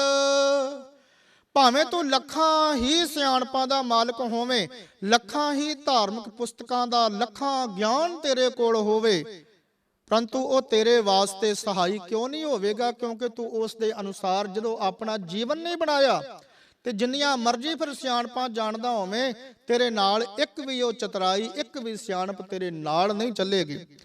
ਸਤਿਗੁਰੂ ਮਹਾਰਾਜ ਦੇ ਇਥੋਂ ਤੀਕਰ ਕਹਿੰਦੇ ਨੇ ਵੀ ਜਿਤਨੀਆਂ ਵੀ ਜ਼ਿਆਦੀਆਂ ਤੂੰ ਸਿਆਣਪਾਂ ਜਾਣਦਾ ਹੋਵੇਂਗਾ ਨਾ, ਜਿਤਨੀਆਂ ਜ਼ਿਆਦੀਆਂ ਤੂੰ ਚਤੁਰਾਈਆਂ ਜਾਣਦਾ ਹੋਵੇਂਗਾ, ਜਿਤਨੀਆਂ ਜ਼ਿਆਦੀਆਂ ਤੂੰ ਹਿਕਮਤਾਂ ਜਾਣਦਾ ਹੋਵੇਂਗਾ। ਹੁਣ ਸਾਧ ਸੰਗਤ ਇੱਥੇ ਇਹ ਭਾਵ ਨਹੀਂ ਵੀ ਮਨੁੱਖ ਮੂਰਖ ਹੋਣਾ ਚਾਹੀਦਾ। ਠੀਕ ਹੈ, ਉਸ ਨੂੰ ਅਕਲ ਹੋਣੀ ਚਾਹੀਦੀ ਹੈ, ਪਰੰਤੂ ਪ੍ਰਭੂ ਦੇ ਰਾਹ ਤੇ ਰੱਬੀ ਰਾਹ ਦੇ ਉੱਪਰ ਜਿਹੜੀਆਂ ਸਿਆਣਪਾਂ ਨੇ ਉਹ ਨਹੀਂ ਚੱਲਦੀਆਂ। ਆਪਾਂ ਸਾਰੇ ਜਾਣਦੇ ਹਾਂ ਆਪਾਂ ਗੁਰੂ ਦੇ ਨਾਲ ਕੈਸੀਆਂ ਕੈਸੀਆਂ ਚਤੁਰਾਈਆਂ ਕਰਦੇ ਹਾਂ। ਆਪਾਂ ਸਾਰੇ ਜਾਣਦੇ ਹਾਂ ਆਪਾਂ ਗੁਰੂ ਦੇ ਨਾਲ ਕੈਸੀਆਂ ਕੈਸੀਆਂ ਸਿਆਣਪਾਂ ਵਰਤਣ ਦਾ ਯਤਨ ਕਰਦੇ ਹਾਂ। ਮਹਾਰਾਜ ਕਹਿੰਦੇ ਕਿ ਤੂੰ ਗੁਰੂ ਨਾਲੋਂ ਸਿਆਣਾ ਨਾ ਬਣਿਆ ਕਰ। ਜਦੋਂ ਤੂੰ ਧਰਮ ਦੇ ਮਸਲੇ ਤੇ ਗੁਰੂ ਦੇ ਨਾਲੋਂ ਸਿਆਣਾ ਬਣਨ ਦੀ ਕੋਸ਼ਿਸ਼ ਕਰੇਗਾ ਨਾ, ਤੇ ਤੇਰੀਆਂ ਉਹ ਕੀਤੀਆਂ ਹੋਈਆਂ ਸਿਆਣਪਾਂ ਕਦੇ ਵੀ ਤੇਰੇ ਨਾਲ ਪਰਲੋਕ ਦੇ ਵਿੱਚ ਸਹਾਈ ਨਹੀਂ ਹੋਣਗੀਆਂ। ਲੱਖ ਹਿਕਮਤੀ ਜਾਣੀ ਹੈ, ਚਾਹੇ ਤੂੰ ਲੱਖਾਂ ਹੀ ਤੂੰ ਉਹਨਾਂ ਸਿਆਣਪਾਂ ਚਤਰਾਈਆਂ ਨੂੰ ਜਾਣਦਾ ਹੋਵੇਂ, ਉਹ ਸਗੋਂ ਤੇਰੇ ਵਾਸਤੇ ਜਮਾਂ ਦਾ ਇਹ ਭੈ ਦਾ ਕਾਰਨ ਬਣ ਜਾਣਗੀਆਂ। ਮਹਾਰਾਜ ਜੀ ਦਾ ਬਚਨ ਹੈ, ਹਜ਼ੂਰ ਕਹਿੰਦੇ ਬਹੁਤ ਸਿਆਣਪ ਜਮ ਕਾ ਭਉ ਵਿਆਪੈ। ਕਹਿੰਦੇ ਜਿੰਨੀਆਂ ਵੱਧ ਸਿਆਣਪਾਂ ਕਰੇਗਾ ਨਾ, ਉਹਨਾਂ ਵੱਧ ਤੂੰ ਜਮਾਂ ਦੇ ਵੱਲ ਨੂੰ ਤੁਰਿਆ ਜਾਵੇਂਗਾ। ਭਾਵ ਧਰਮ ਦੇ ਮਸਲੇ ਤੇ ਸਾਧ ਸੰਗਤ ਇਹ ਠੀਕ ਹੈ ਕਿ ਸਿਆਣਪ ਵਰਤਣੀ ਚਾਹੀਦੀ ਹੈ, ਕਿਉਂਕਿ ਪਾਤਸ਼ਾਹ ਕਹਿੰਦੇ ਅਕਲੀ ਸਾਹਿਬ ਸੇਵੀਐ ਅਕਲੀ ਕੀਚੈ ਦਾਨ। ਉਹ ਸਿਆਣਪ ਹੋਰ ਹੈ, ਪਰੰਤੂ ਜਦੋਂ ਗੁਰੂ ਦੇ ਨਾਲ ਮਨੁੱਖ ਸਿਆਣਪਾਂ ਕਰਦਾ ਹੈ, ਜਦੋਂ ਅਸੀਂ ਗੁਰੂ ਦੇ ਨਾਲ ਚਤੁਰਾਈਆਂ ਕਰਦੇ ਹਾਂ, ਪ੍ਰਭੂ ਪਰਮਾਤਮਾ ਦੇ ਨਾਲ ਚਤੁਰਾਈਆਂ ਕਰਦੇ ਹਾਂ, ਕਿ ਜਦੋਂ ਤੇ ਅਸੀਂ ਆਖਦੇ ਹਾਂ ਕਿ ਅਰਦਾਸ ਤੇ ਸਾਡੀ ਗੁਰੂ ਸਾਹਿਬ ਸਪਸ਼ਟ ਸਾਹਮਣੇ ਹੋ ਕੇ ਸੁਣਦੇ ਨੇ, ਪਰੰਤੂ ਸਾਡੇ ਜਿਹੜੇ ਪਾਪ ਕਰਮ ਜਦੋਂ ਅਸੀਂ ਕਰਦੇ ਹਾਂ ਉਦੋਂ ਸੋਚਦੇ ਹਾਂ ਪ੍ਰਮਾਤਮਾ ਕਿਤੇ ਗੁਰੂ ਕਿਤੇ ਹੋਰ ਬੈਠਾ ਹੋਇਆ। ਇਹੋ ਜਿਹੀਆਂ ਜਿਹੜੀਆਂ ਸਾਡੀਆਂ ਚਤੁਰਾਈਆਂ ਤੇ ਸਿਆਣਪਾਂ ਨੇ, ਮਹਾਰਾਜ ਕਹਿੰਦੇ ਜਮਾਂ ਦੇ ਘਰ ਵੱਲ ਨੂੰ ਤੋਰ ਲੈਂਦੀਆਂ ਨੇ। ਤੇ ਉਹ ਰੱਬੀ ਦਰਗਾਹ ਦੇ ਵਿੱਚ ਉਹਨਾਂ ਦੇ ਵਿੱਚੋਂ ਇੱਕ ਵੀ ਤੇਰੀ ਚਤੁਰਾਈ, ਇੱਕ ਵੀ ਜਿਹੜੀ ਤੇਰੀ ਸਿਆਣਪ ਹੈ ਉਹ ਨਾਲ ਨਹੀਂ ਗਿਣੀ ਜਾਂਦੀ। ਅੱਗੇ ਤਿਲ ਮਾਤਰ ਵੀ ਉਹਨਾਂ ਚਤੁਰਾਈਆਂ ਤੇ ਸਿਆਣਪਾਂ ਨੂੰ ਨਹੀਂ ਗਿਣਿਆ ਜਾਂਦਾ, ਨਹੀਂ ਮਾਣਿਆ ਜਾਂਦਾ। ਤੋ ਪਾਤਸ਼ਾਹ ਮਹਾਰਾਜ ਜੀ ਦਾ ਇਹ ਜੋ ਬਚਨ ਹੈ ਨਾ, ਸਤਿਗੁਰੂ ਕਹਿੰਦੇ ਕਿ ਵੇਖ ਪਿਆਰਿਆ, ਲੱਖ ਹਿਕਮਤੀ ਜਾਣੀਐ। ਲੱਖਾਂ ਪ੍ਰਕਾਰ ਦੀਆਂ ਸਿਆਣਪਾਂ ਕਰਕੇ ਤੂੰ ਚਤੁਰ ਹੋਇਆ ਹੋਵੇਂ, ਲੱਖਾਂ ਪ੍ਰਕਾਰ ਦੀਆਂ ਸਿਆਣਪਾਂ ਕਰਕੇ ਤੂੰ ਬਹੁਤ ਵੱਡਾ ਆਪਣੇ ਆਪ ਨੂੰ ਸਿਆਣਾ ਸੰਸਾਰ ਦੇ ਵਿੱਚ ਬਣਾਇਆ ਹੋਵੇ, ਪਰ ਅੱਗੇ ਨਹੀਂ ਚੱਲਦੀਆਂ। ਇੱਕ ਪ੍ਰਮਾਣ ਹੈ ਤੇ ਉਹ ਮਨੋਕਲਪਤ ਹੈ, ਪਰੰਤੂ ਉਹਦੇ ਵਿੱਚੋਂ ਇੱਕ ਸਿਧਾਂਤ ਜੇ ਆਪਾਂ ਸਮਝੀਏ ਤੇ ਕਹਿੰਦੇ ਕਿ ਬਾਦਸ਼ਾਹ ਸਿਕੰਦਰ ਦਾ ਇੱਕ ਵਜ਼ੀਰ ਸੀ, ਉਹਦਾ ਨਾਂ ਸੀ ਅਫਲਾਤੂ। ਬੜਾ ਸਿਆਣਾ ਸੀ ਉਹ, ਬਹੁਤ ਸਾਰੀ ਵਿਦਿਆ ਜਾਣਦਾ ਸੀ ਤੇ ਇਹੋ ਜਿਹੀ ਚਮਤਕਾਰੀ ਬੁੱਧੀ ਦਾ ਮਾਲਕ ਸੀ ਕਿ ਆਪਣੇ ਵਰਗੇ ਹੋਰ ਕਈ ਸਰੀਰ ਬਣਾ ਲੈਂਦਾ ਸੀ। ਜੈਸਾ ਉਹਦਾ ਆਪਣਾ ਸਰੀਰ ਸੀ ਨਾ, ਉਸ ਸਰੀਰ ਵਰਗੇ ਕਈ ਹੋਰ ਸਰੀਰ ਬਣਾ ਲੈਂਦਾ ਸੀ। ਭਾਵ ਉਹੋ ਜੀਆਂ ਮੂਰਤੀਆਂ ਇਨ ਬਿਨ, ਉਹੋ ਜੀ ਸ਼ਕਲ ਜਿੱਦਾਂ ਦਾ ਆਪ ਸੀ ਉਦਾਂ ਦੀ ਸ਼ਕਲ ਦੀਆਂ ਇਨ ਬਿਨ ਉਹੋ ਜੀਆਂ ਮੂਰਤੀਆਂ ਆਪ ਬਣਾ ਲੈਂਦਾ ਸੀ। ਤੋ ਇਤਨਾ ਸਿਆਣਾ ਤੇ ਉਹ ਚਤੁਰ ਸੀ ਤੇ ਬਹੁਤ ਬੁੱਧੀਵਾਨ ਸੀ, ਬੜੀ ਉਹ ਇਹੋ ਜੀ ਅਲੌਕਿਕ ਬੁੱਧੀ ਦਾ ਮਾਲਕ ਸੀ। ਪਰ ਗੁਰੂ ਕੇ ਪਿਆਰਿਓ, ਜੋ ਉਸ ਪ੍ਰਮਾਣ ਦੇ ਅਨੁਸਾਰ ਕਹਿੰਦੇ ਇੱਕ ਦਿਨ ਉਹ ਆ ਗਿਆ ਵੀ ਜਿੱਦਣ ਜਮ ਦੇ ਦੂਤ ਉਸ ਅਫਲਾਤੂ ਨੂੰ ਲੈਣ ਵਾਸਤੇ ਆ ਗਏ। ਹੁਣ ਜਦੋਂ ਉਸ ਨੂੰ ਲੈਣ ਵਾਸਤੇ ਆ ਗਏ, ਆਪਣੀਆਂ ਚਤੁਰਾਈਆਂ ਤੇ ਸਿਆਣਪਾਂ ਕਰਕੇ ਤੇ ਜਗਤ ਦੇ ਵਿੱਚ ਬੜਾ ਮਸ਼ਹੂਰ ਹੈ, ਉਹ ਜਗਤ ਦੇ ਵਿੱਚ ਬੜੀ ਪ੍ਰਸਿੱਧੀ ਹਾਸਲ ਕਰ ਚੁੱਕਾ ਹੈ। ਉਹਦੀ ਚਮਤਕਾਰੀ ਬੁੱਧੀ ਦਾ ਸਾਰੇ ਹੀ ਲੋਹਾ ਮੰਨਦੇ ਨੇ। ਤੇ ਸਾਧ ਸੰਗਤ ਜਦੋਂ ਉਸ ਨੂੰ ਵੀ ਇਸ ਗੱਲ ਦੀ ਖਬਰ ਹੋ ਗਈ ਕਿ ਮੇਰਾ ਜੋ ਮ੍ਰਿਤਿੂ ਦਾ ਸਮਾਂ ਆ ਰਿਹਾ ਹੈ, ਮੈਂ ਹੁਣ ਮਰ ਜਾਣਾ ਹੈ ਤੇ ਜਮ ਮੈਨੂੰ ਲੈਣ ਵਾਸਤੇ ਆ ਰਹੇ ਨੇ, ਤੇ ਸਾਧ ਸੰਗਤ ਉਹਨੇ ਆਪਣੀ ਚਮਤਕਾਰੀ ਬੁੱਧੀ ਦਾ ਉਪਯੋਗ ਕਰਦਿਆਂ ਹੋਇਆਂ ਫਿਰ ਇਹੋ ਜੀਆਂ ਮੂਰਤੀਆਂ ਘੜ ਲਈਆਂ ਜਿਹੜੀਆਂ ਹੂਬਹੂ ਉਸੇ ਦੀ ਸ਼ਕਲ ਦੀਆਂ ਸਨ, ਜਿਹੜੀਆਂ ਬਿਲਕੁਲ ਉਸੇ ਵਰਗੀਆਂ ਹੀ ਲੱਗਦੀਆਂ ਸਨ ਜਿੱਦਾਂ ਦਾ ਉਹ ਅਫਲਾਤੂ ਆਪ ਸੀ। ਉਦਾਂ ਦੀਆਂ ਉਸਨੇ ਅਨੇਕਾਂ ਮੂਰਤੀਆਂ, ਅਨੇਕਾਂ ਬੁੱਤ ਘੜ ਲਏ ਤੇ ਉਹਨਾਂ ਬੁੱਤਾਂ ਦੇ ਵਿਚਾਲੇ ਆਪ ਜਾ ਕੇ ਖੜ ਗਿਆ, ਆਪ ਜਾ ਕੇ ਖੜ ਗਿਆ। ਹੁਣ ਸਾਧ ਸੰਗਤ ਉਸ ਪ੍ਰਮਾਣ ਦੇ ਅਨੁਸਾਰ ਹੋਇਆ ਕਿ ਵੀ ਜਦੋਂ ਜਮ ਦੇ ਦੂਤ ਉਸ ਨੂੰ ਲੈਣ ਵਾਸਤੇ ਆਏ, ਹੁਣ ਆ ਕੇ ਵੇਖਿਆ ਵੀ ਉੱਥੇ ਇੱਕ ਨਹੀਂ, ਉੱਥੇ ਤੇ ਅਨੇਕਾਂ ਹੀ ਅਫਲਾਤੂ ਨੇ, ਅਨੇਕਾਂ ਹੀ ਉਸ ਅਫਲਾਤੂ ਵਰਗੇ ਹੋਰ ਸਰੀਰ ਨੇ। ਐਸਾ ਉਹਨਾਂ ਨੇ ਵੇਖਿਆ ਤੇ ਜਮਾਂ ਨੂੰ ਕਹਿੰਦੇ ਇਸ ਗੱਲ ਦਾ ਬਹੁਤ ਸਾਰਾ ਸੰਦੇਹ ਹੋ ਗਿਆ। ਸੋਚਾਂ ਵਿੱਚ ਪੈ ਗਏ ਵੀ ਹੁਣ ਕੀ ਕਰੀਏ, ਕਿਹੜਾ ਇਹਨਾਂ ਦੇ ਵਿੱਚੋਂ ਹੈ ਜਿਸ ਨੂੰ ਲੈ ਕੇ ਜਾਈਏ। ਤੇ ਵਾਪਸ ਚਲੇ ਗਏ। ਜਾ ਕੇ ਧਰਮਰਾਜ ਨੂੰ ਆਖਿਆ, ਕਹਿੰਦੇ ਕਿ ਅਸੀਂ ਜਿਸ ਅਫਲਾਤੂ ਨੂੰ ਲੈਣ ਵਾਸਤੇ ਗਏ ਸੀ ਉਹ ਤੇ ਉੱਥੇ ਦਿਸਦਾ ਹੀ ਨਹੀਂ, ਅਨੇਕਾਂ ਹੀ ਹੋਰ ਉਹਦੇ ਵਰਗੇ ਅਫਲਾਤੂ ਉੱਥੇ ਪੈਦਾ ਹੋਏ ਪਏ ਨੇ, ਅਨੇਕਾਂ ਹੀ ਹੋਰ ਉਹੋ ਜਿਹੇ ਉੱਥੇ ਸਾਨੂੰ ਸਰੀਰ ਦਿਸਦੇ ਪਏ ਨੇ, ਕਿਸ ਨੂੰ ਲੈ ਕੇ ਆਈਏ। ਧਰਮਰਾਜ ਕਹਿਣ ਲੱਗਿਆ ਵੀ ਇਸ ਤਰ੍ਹਾਂ ਕਰਿਓ ਵੀ ਜਦੋਂ ਹੁਣ ਤੁਸੀਂ ਉੱਥੇ ਗਏ ਨਾ ਤੇ ਉਹਨਾਂ ਸਾਰਿਆਂ ਦੇ ਵਿੱਚ ਘੁੰਮਿਓ, ਉਹਨਾਂ ਸਾਰਿਆਂ ਦੀ ਸਿਫਤ ਕਰਿਓ ਤੇ ਆਖਿਓ ਵੀ ਜਿਨ੍ਹਾਂ ਨੇ ਤੁਹਾਨੂੰ ਬਣਾਇਆ, ਜਿਸ ਨੇ ਤੁਹਾਨੂੰ ਬਣਾਇਆ ਉਹ ਬੜਾ ਸਿਆਣਾ ਹੈ, ਬੜਾ ਉਹ ਧੰਤਾ ਦੇ ਯੋਗ ਹੈ। ਕਹਿੰਦੇ ਇਦਾਂ ਸਿਫਤਾਂ ਕਰਿਓ। ਫਿਰ ਇੱਕ ਦੋ ਜੋ ਬੁੱਤ ਨੇ ਉਹਨਾਂ ਦੇ ਨੁਕਸ ਕੱਢ ਦਿਓ, ਅਫਲਾਤੂ ਆਪੇ ਹੀ ਸਾਹਮਣੇ ਆ ਜਾਵੇਗਾ। ਤਾਂ ਵੈਸੇ ਹੀ ਹੋਇਆ। ਉਹ ਜਮ ਕਹਿੰਦੇ ਆਏ ਤੇ ਉਹ ਆ ਕੇ ਉਹਨਾਂ ਬੁੱਤਾਂ ਦੇ ਵਿਚਾਲੇ ਖੜ ਗਏ। ਵਿਚਾਲੇ ਖੜ ਕੇ ਤੇ ਆਲੇ ਦੁਆਲੇ ਉਹਨਾਂ ਬੁੱਤਾਂ ਦੇ ਘੁੰਮਣ ਲੱਗੇ ਨੇ ਤੇ ਉਹਨਾਂ ਬੁੱਤਾਂ ਦੀ ਸ਼ੋਭਾ ਕਰਦਿਆਂ ਕਹਿੰਦੇ ਵੀ ਬਹੁਤ ਕਮਾਲ ਦੀਆਂ ਇਹ ਚੀਜ਼ਾਂ ਬਣਾਈਆਂ ਨੇ, ਜਿਨ੍ਹਾਂ ਨੇ ਇਹਨਾਂ ਨੂੰ ਬਣਾਇਆ ਹੈ ਉਹ ਬੜਾ ਧਨ ਹੈ, ਬੜਾ ਬੁੱਧੀਵਾਨ ਹੈ, ਬੜਾ ਅਕਲ ਵਾਲਾ, ਚਤਰ ਤੇ ਦਾਨਾ ਹੈ, ਬੜੀ ਸਿਆਣਪ ਵਾਲਾ ਹੈ, ਉਹਦੇ ਮਾਤਾ ਪਿਤਾ ਧਨ ਨੇ। ਤਾਂ ਇਹ ਗੱਲਾਂ ਕਰਦੇ ਹੋਏ ਉਹ ਅੱਗੇ ਤੁਰੇ ਜਾ ਰਹੇ ਨੇ ਤੇ ਦੋ ਚਾਰ ਬੁੱਤ ਜਦੋਂ ਰਹਿ ਗਏ ਤੇ ਉੱਥੇ ਜਾ ਕੇ ਕਹਿਣ ਲੱਗੇ, ਕਹਿੰਦੇ ਹੈ ਤੇ ਇਹਨਾਂ ਨੂੰ ਬਣਾਉਣ ਵਾਲਾ ਬੜਾ ਚਤੁਰ, ਬੜਾ ਸਿਆਣਾ, ਬੜਾ ਦਾਨਾ ਤੇ ਪ੍ਰਧਾਨ, ਪਰ ਇੱਕ ਗੱਲ ਇਹ ਹੈ ਵੀ ਆਹ ਵੇਖ ਇਸ ਮੂਰਤੀ ਦਾ ਨੱਕ ਵਿੰਗਾ ਕੀਤਾ ਪਿਆ। ਤੇ ਆਖਣ ਲੱਗਿਆ, ਦੂਜਾ ਕਹਿਣ ਲੱਗਿਆ ਵੀ ਆਹ ਵੇਖ ਇਸ ਮੂਰਤੀ ਦਾ ਜਿਹੜਾ ਚਿਹਰਾ ਹੈ ਉਹ ਠੀਕ ਨਹੀਂ ਬਣਾਇਆ ਹੋਇਆ। ਤੀਜਾ ਕਹਿਣ ਲੱਗਿਆ ਵੀ ਆਹ ਵੇਖ ਇਸ ਮੂਰਤੀ ਦਾ ਤੇ ਮੂੰਹ ਹੀ ਵਿੰਗਾ ਕੀਤਾ ਹੋਇਆ ਹੈ, ਵੀ ਇੰਨਾ ਸਿਆਣਾ ਬੰਦਾ, ਇੰਨਾ ਚਤੁਰ ਵਿਦਵਾਨ ਬੰਦਾ ਉਹ ਇਸ ਤਰ੍ਹਾਂ ਦੀਆਂ ਗਲਤੀਆਂ ਕਿਵੇਂ ਕਰ ਸਕਦਾ ਹੈ ਵੀ ਨੱਕ ਹੀ ਵਿੰਗਾ ਲਾ ਦੇਵੇ, ਚਿਹਰੇ ਹੀ ਹੋਰ ਲਾ ਦੇਵੇ, ਇਸ ਤਰ੍ਹਾਂ ਦੀਆਂ ਗਲਤੀਆਂ ਉਹ ਕਿਵੇਂ ਕਰ ਸਕਦਾ ਹੈ। ਤਾਂ ਇਹ ਗੱਲ ਜਦੋਂ ਉਹ ਆਪਸ ਦੇ ਵਿੱਚ ਪਏ ਕਰਦੇ ਨੇ ਤੇ ਸਰ ਸੰਗਤ ਜਿਹੜਾ ਹੁਣ ਅਸਲੀ ਸੀ ਉਹਨਾਂ ਦੇ ਵਿੱਚ ਖੜਾ, ਜਿਸ ਨੇ ਉਹ ਸਾਰਾ ਕੁਝ ਬਣਾਇਆ ਸੀ, ਉਹ ਇੱਕਦਮ ਬੋਲ ਉੱਠਿਆ। ਉਹ ਕਹਿਣ ਲੱਗਾ, ਤੁਸੀਂ ਕੌਣ ਹੋ ਮੇਰੇ ਬਣਾਏ ਦੇ ਵਿੱਚ ਨੁਕਸ ਕੱਢਣ ਵਾਲੇ? ਤੁਸੀਂ ਕੌਣ ਹੋ ਮੇਰੀਆਂ ਗਲਤੀਆਂ ਨੂੰ ਦੱਸਣ ਵਾਲੇ? ਤੁਸੀਂ ਕੌਣ ਹੋ ਮੇਰੇ ਬਣਾਏ ਦੇ ਵਿੱਚ ਗਲਤੀਆਂ ਕੱਢਣ ਵਾਲੇ? ਕਹਿੰਦੇ ਕਿ ਮੈਂ ਸਾਰਾ ਕੁਝ ਠੀਕ ਬਣਾਇਆ ਹੈ, ਇਹਦੇ ਵਿੱਚ ਕੋਈ ਵੀ ਚੀਜ਼ ਗਲਤ ਨਹੀਂ ਹੈ, ਇਹਦੇ ਵਿੱਚ ਕੋਈ ਵੀ ਚੀਜ਼ ਮੈਂ ਇੱਧਰ ਉੱਧਰ ਨਹੀਂ ਬਣਾਈ, ਬਿਲਕੁਲ ਸਾਰਾ ਹੀ ਕੁਝ ਠੀਕ ਹੈ, ਤੁਸੀਂ ਇਹਨਾਂ ਦੇ ਵਿੱਚ ਨੁਕਸ ਕਿਵੇਂ ਕੱਢ ਸਕਦੇ ਹੋ? ਜਮਾ ਨੇ ਉਸੇ ਵੇਲੇ ਫੜ ਲਿਆ। ਕਹਿਣ ਲੱਗੇ, ਬਸ ਇਹ ਬੁੱਤ ਤਾਂ ਸਾਰੇ ਠੀਕ ਨੇ, ਅਸੀਂ ਤੇ ਤੈਨੂੰ ਹੀ ਲੱਭ ਰਹੇ ਸੀ, ਤੈਨੂੰ ਹੀ ਭਾਲ ਰਹੇ ਸੀ, ਤੈਨੂੰ ਹੀ ਲੈ ਕੇ ਜਾਣ ਵਾਸਤੇ ਆਏ ਆ, ਤੇ ਤਿਆਰ ਹੋ ਜਾ ਤੇ ਸਾਡੇ ਨਾਲ ਤੁਰ ਪੈ। ਤੇ ਉਹ ਕੀਤੀ ਹੋਈ ਸਿਆਣਪ ਉਹਦੀ, ਇਹਦੇ ਵਿੱਚੋਂ ਸਿਧਾਂਤ ਕੀ ਹੈ, ਆਪਾਂ ਜਿਹੜੀ ਗੱਲ ਸਮਝਣੀ ਹੈ ਉਹ ਇਹੋ ਹੀ ਹੈ ਵੀ ਅਫਲਾਤੂ ਨੇ ਭਾਵੇਂ ਕਿੱਡੀ ਵੀ ਚਤੁਰਾਈ ਕਰ ਲਈ, ਕਿੱਡੀ ਵੀ ਸਿਆਣਪ ਕਰ ਲਈ, ਪਰ ਉਹਦੀ ਕੀਤੀ ਹੋਈ ਉਹ ਚਤੁਰਾਈ, ਉਹ ਸਿਆਣਪ ਉਹਦੇ ਨਾਲ ਥੋੜਾ ਜਿਹਾ ਵੀ ਨਹੀਂ ਚੱਲੀ, ਉਹਦੇ ਨਾਲ ਉਹ ਸਿਆਣਪ ਥੋੜਾ ਜਿਹਾ ਵੀ ਕੰਮ ਨਹੀਂ ਕੀਤਾ, ਭਾਵੇਂ ਕਿੱਡਾ ਵੀ ਚਤਰ ਤੇ ਬੁੱਧੀਵਾਨ ਸੀ। ਤਾਂ ਪਾਤਸ਼ਾਹ ਕਹਿੰਦੇ ਕਿ ਇਹੋ ਜਿਹੀਆਂ ਜਿਹੜੀਆਂ ਚਤੁਰਾਈਆਂ ਤੇ ਸਿਆਣਪਾਂ ਨੇ ਲੱਖ ਹਿਕਮਤੀ ਜਾਨੀਆਂ, ਤੇ ਇਹ ਸਾਰੀਆਂ ਚਤੁਰਾਈਆਂ ਸਿਆਣਪਾਂ ਜਿਹੜੀਆਂ ਨੇ ਇੱਕ ਤਿਲ ਮਾਤਰ ਵੀ ਰੱਬੀ ਦਰਗਾਹ ਦੇ ਵਿੱਚ ਇੱਕ ਆਗੇ ਤਿਲ ਨਹੀਂ ਮਾਨੀ ਹੈ, ਅੱਗੇ ਇਹਨਾਂ ਦੇ ਵਿੱਚੋਂ ਇੱਕ ਤਿਲ ਮਾਤਰ ਵੀ ਤੇਰੀ ਸਿਆਣਪ ਚਤੁਰਾਈ ਜਿਹੜੀ ਹੈ ਉਹ ਨਹੀਂ ਮੰਨੀ ਜਾਵੇਗੀ। ਅਹੰ ਬੁੱਧ ਕਰਮ ਕਮਾਵਨੇ,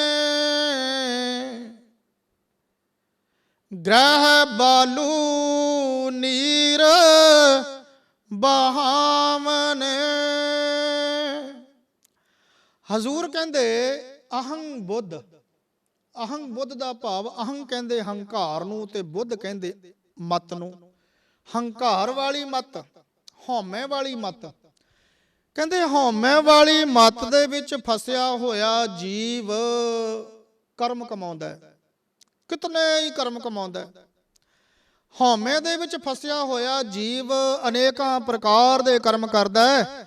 ਭਾਵ ਜਿਹੜਾ ਵੀ ਕਰਮ ਕੀਤਾ ਜਾਵੇ, ਜੇ ਉਹਦੇ ਨਾਲ ਹਉਮੈ ਪੈਦਾ ਹੋ ਗਈ, ਜੇ ਬੁੱਧੀ ਹੰਕਾਰ ਵਾਲੀ ਹੋ ਗਈ, ਉਹ ਕਰਮ ਕਿਸੇ ਵੀ ਲੇਖੇ ਦੇ ਵਿੱਚ ਨਹੀਂ ਗਿਣਿਆ ਜਾਂਦਾ। ਉਹ ਕਰਮ ਕਿਸੇ ਵੀ ਸਪਸ਼ਟ ਤੌਰ ਤੇ ਆਪਾਂ ਕਹਿ ਲਈਏ ਤੇ ਉਸ ਕਰਮ ਦਾ ਕੋਈ ਵੀ ਕਦੇ ਲਾਭ ਨਹੀਂ ਹੋਇਆ ਕਰਦਾ, ਜਿਹੜਾ ਕਰਮ ਹੰਕਾਰ ਵਾਲੀ ਬੁੱਧੀ ਪੈਦਾ ਕਰ ਦੇਵੇ। ਸੱਚੇ ਪਾਤਸ਼ਾਹ ਜੀ ਦੀ ਪਾਵਨ ਪਵਿੱਤਰ ਬਾਣੀ ਦਾ ਬਚਨ ਹੈ। ਮਹਾਰਾਜ ਕਹਿੰਦੇ ਕਿ ਵੇਖ ਦੁਨੀਆ ਦੇ ਲੋਕ ਕੈਸੇ ਕੈਸੇ ਕਰਮ ਕਮਾਉਂਦੇ ਨੇ, ਤੇ ਉਹਨਾਂ ਕਰਮਾਂ ਦੇ ਵਿੱਚ ਕਿਵੇਂ ਉਹਨਾਂ ਦੀ ਬੁੱਧੀ ਜਿਹੜੀ ਹੈ ਉਹ ਹਉਮੈ ਦੇ ਅਧੀਨ ਹੋ ਜਾਂਦੀ ਹੈ, ਹਉਮੈ ਦੇ ਵਿੱਚ ਫਸ ਜਾਂਦੀ ਹੈ। ਪਾਤਸ਼ਾਹ ਫਰਮਾਉਂਦੇ ਨੇ, ਹਜ਼ੂਰ ਕਹਿੰਦੇ ਪਾਠ ਪੜਿਓ ਅਰ ਵੇਦ ਵਿਚਾਰਿਓ, ਨਿਵਲ ਭੁਯੰਗਮ ਸਾਧੇ। ਅਨੇਕਾਂ ਧਾਰਮਿਕ ਪੁਸਤਕਾਂ ਦੇ ਪਠਨ ਕਰ ਲਏ, ਅਨੇਕਾਂ ਪੁਸਤਕਾਂ ਦੇ ਪਠਨ ਕਰ ਲਏ, ਉਹਨਾਂ ਨੂੰ ਵਾਚ ਲਿਆ। ਤੇ ਇਥੋਂ ਤੀਕਰ ਵੀ ਜੋ ਚਾਰੇ ਵੇਦ ਨੇ, ਉਹਨਾਂ ਚਾਰਾਂ ਵੇਦਾਂ ਨੂੰ ਵੀ ਪੜ੍ਹ ਲਿਆ, ਉਹਨਾਂ ਦੀ ਜੋ ਵਿਚਾਰ ਸੀ ਉਹ ਵੀ ਕਰ ਲਈ। ਸਾਰੀਆਂ ਜੋ ਧਾਰਮਿਕ ਪੁਸਤਕਾਂ ਦਾ ਵੀ ਅਧਿਐਨ ਕਰ ਲਿਆ, ਉਹਨਾਂ ਨੂੰ ਵੀ ਵਾਚ ਲਿਆ, ਵੇਦ ਵੀ ਪੜ੍ਹ ਲਏ। ਤੇ ਇਥੋਂ ਤੀਕਰ ਵੀ ਜਿਹੜੇ ਨਿਓਲੀ ਕਰਮ ਨੇ, ਨਿਓਲੀ ਕਰਮ, ਨਿਓਲੀ ਕਰਮ ਕੀ ਹੁੰਦਾ ਹੈ? ਵੀ ਜਿਸ ਤਰ੍ਹਾਂ ਆਪਣੀਆਂ ਆਂਦਰਾਂ ਨੂੰ ਘੁਮਾਉਣਾ, ਇੱਕ ਐਸਾ ਕੱਪੜਾ ਜੋ ਮੁੱਖ ਥਾਣੀ ਪ੍ਰਵੇਸ਼ ਕਰਵਾਉਣਾ ਆਪਣੀਆਂ ਆਂਦਰਾਂ ਦੀ ਸਫਾਈ ਵਾਸਤੇ, ਇਹੋ ਜਿਹੇ ਜਿਹੜੇ ਕਰਮ ਨੇ ਉਹਨਾਂ ਨੂੰ ਨਿਓਲੀ ਕਰਮ ਕਿਹਾ ਜਾਂਦਾ ਹੈ। ਪਾਤਸ਼ਾਹ ਕਹਿਣ ਲੱਗੇ, ਕਹਿੰਦੇ ਵੀ ਪਾਠ ਪੜਿਓ ਔਰ ਵੇਦ ਵਿਚਾਰਿਓ, ਨਿਵਲ ਭੁਯੰਗਮ ਸਾਧੇ। ਜੋ ਅੰਦਰਲੀ ਇੱਕ ਨਾੜੀ ਹੈ, ਜਿਸ ਨਾੜੀ ਨੂੰ ਸਰਪਣੀ ਦਾ ਨਾਮ ਵੀ ਦਿੱਤਾ ਜਾਂਦਾ, ਜਿਸ ਨੂੰ ਕੁੰਡਲਨੀ ਵੀ ਆਖਿਆ ਜਾਂਦਾ, ਜਿਸ ਨੂੰ ਭੁਯੰਗਮ ਨਾੜੀ ਵੀ ਕਿਹਾ ਜਾਂਦਾ ਹੈ, ਉਸ ਨਾੜੀ ਨੂੰ ਜਗਾਉਣ ਦੇ ਵਾਸਤੇ ਵੀ ਅਨੇਕਾਂ ਕਰਮ ਕੀਤੇ ਜਾਂਦੇ ਨੇ। ਮਹਾਰਾਜ ਕਹਿੰਦੇ ਉਹ ਵੀ ਕਰ ਲਏ ਜੀਵ ਨੇ, ਅਨੇਕਾਂ ਤਰ੍ਹਾਂ ਦੀਆਂ ਪੁਸਤਕਾਂ ਵੀ ਵਾਚ ਲਈਆਂ, ਵੇਦਾਂ ਨੂੰ ਵੀ ਪੜ੍ਹ ਲਿਆ, ਨਿਓਲੀ ਕਰਮ ਵੀ ਕਰ ਲਏ। ਸੱਚੇ ਪਾਤਸ਼ਾਹ ਕਹਿੰਦੇ ਪਰ ਇਹ ਸਾਰਾ ਕੁਝ ਕਰਕੇ, ਇਹ ਕਰਮ ਤਾਂ ਕੀਤੇ, ਕਰਮ ਤਾਂ ਕਰਨੇ ਸਨ ਪਰਮੇਸ਼ਰ ਨੂੰ, ਰੱਬ ਨੂੰ ਮਿਲਣ ਵਾਸਤੇ, ਪਰ ਹੋਇਆ ਕਿ ਪਰਮੇਸ਼ਰ ਰੱਬ ਦੇ ਵਾਲੇ ਪਾਸੇ ਤੇ ਜੀਵ ਤੁਰਿਆ ਨਾ, ਸਗੋਂ ਇਹਨਾਂ ਕਰਮਾਂ ਨੇ ਇਹਦੀ ਮੱਤ ਹਉਮੈ ਨਾ ਭਰ ਦਿੱਤੀ, ਹੰਕਾਰ ਨਾ ਭਰ ਦਿੱਤੀ। ਉਹਨੂੰ ਮਹਾਰਾਜ ਜੀ ਅੱਜ ਕਹਿ ਰਹੇ ਨੇ ਨਾ ਕਿ ਅਹੰ ਬੁੱਧ ਕਰਮ ਕਮਾਵਨੇ, ਹੰਕਾਰ ਦੀ ਬੁੱਧੀ ਦੇ ਵਿੱਚ ਫਸੇ ਹੋਏ ਨੇ ਕਰਮ ਕੀਤੇ, ਜਾਂ ਉਹ ਕਰਮਾਂ ਦੇ ਨਾਲ ਹੰਕਾਰੀ ਹੋ ਗਿਆ, ਜੋ ਕਰਮ ਕੀਤੇ ਉਹਨਾਂ ਕਰਮਾਂ ਦੇ ਨਾਲ ਹੰਕਾਰੀ ਹੋ ਗਿਆ। ਪਾਠ ਪੜਿਓ ਅਰ ਵੇਦ ਵਿਚਾਰਿਓ, ਨਿਵਲ ਭੁਯੰਗਮ ਸਾਧੇ, ਪੰਚ ਜਨਾ ਸਿਓ ਸੰਗ ਨਾ ਛੁਟਕਿਓ। ਪੰਜਾਂ ਨਾਲੋਂ ਤੇ ਖਹਿੜਾ ਛਡਾਉਣਾ ਸੀ, ਕਾਮ ਕ੍ਰੋਧ ਲੋਭ ਮੋਹ ਅਹੰਕਾਰ, ਇਹਨਾਂ ਪੰਜਾਂ ਤੋਂ ਤੇ ਖਹਿੜਾ ਛਡਾਉਣਾ ਸੀ। ਪਾਤਸ਼ਾਹ ਕਹਿੰਦੇ ਇਹਨਾਂ ਦੇ ਨਾਲੋਂ ਤਾਂ ਸੰਗ ਇਹਦਾ ਛੁੱਟਿਆ ਹੀ ਨਾ। ਇਹ ਕਰਮ ਵੀ ਕਰ ਲਏ, ਪਰ ਇਹ ਕਰਮ ਕਰਕੇ ਵੀ ਇਹਨਾਂ ਪੰਜਾਂ ਵਿਕਾਰਾਂ ਵੱਲੋਂ ਤੇ ਇਹਦਾ ਸੰਗ ਹੀ ਨਾ ਛੁੱਟਿਆ, ਇਹਨਾਂ ਪੰਜਾਂ ਵਿਕਾਰਾਂ ਵੱਲੋਂ ਤਾਂ ਇਹਦਾ ਖਹਿੜਾ ਹੀ ਨਾ ਛੁੱਟਿਆ।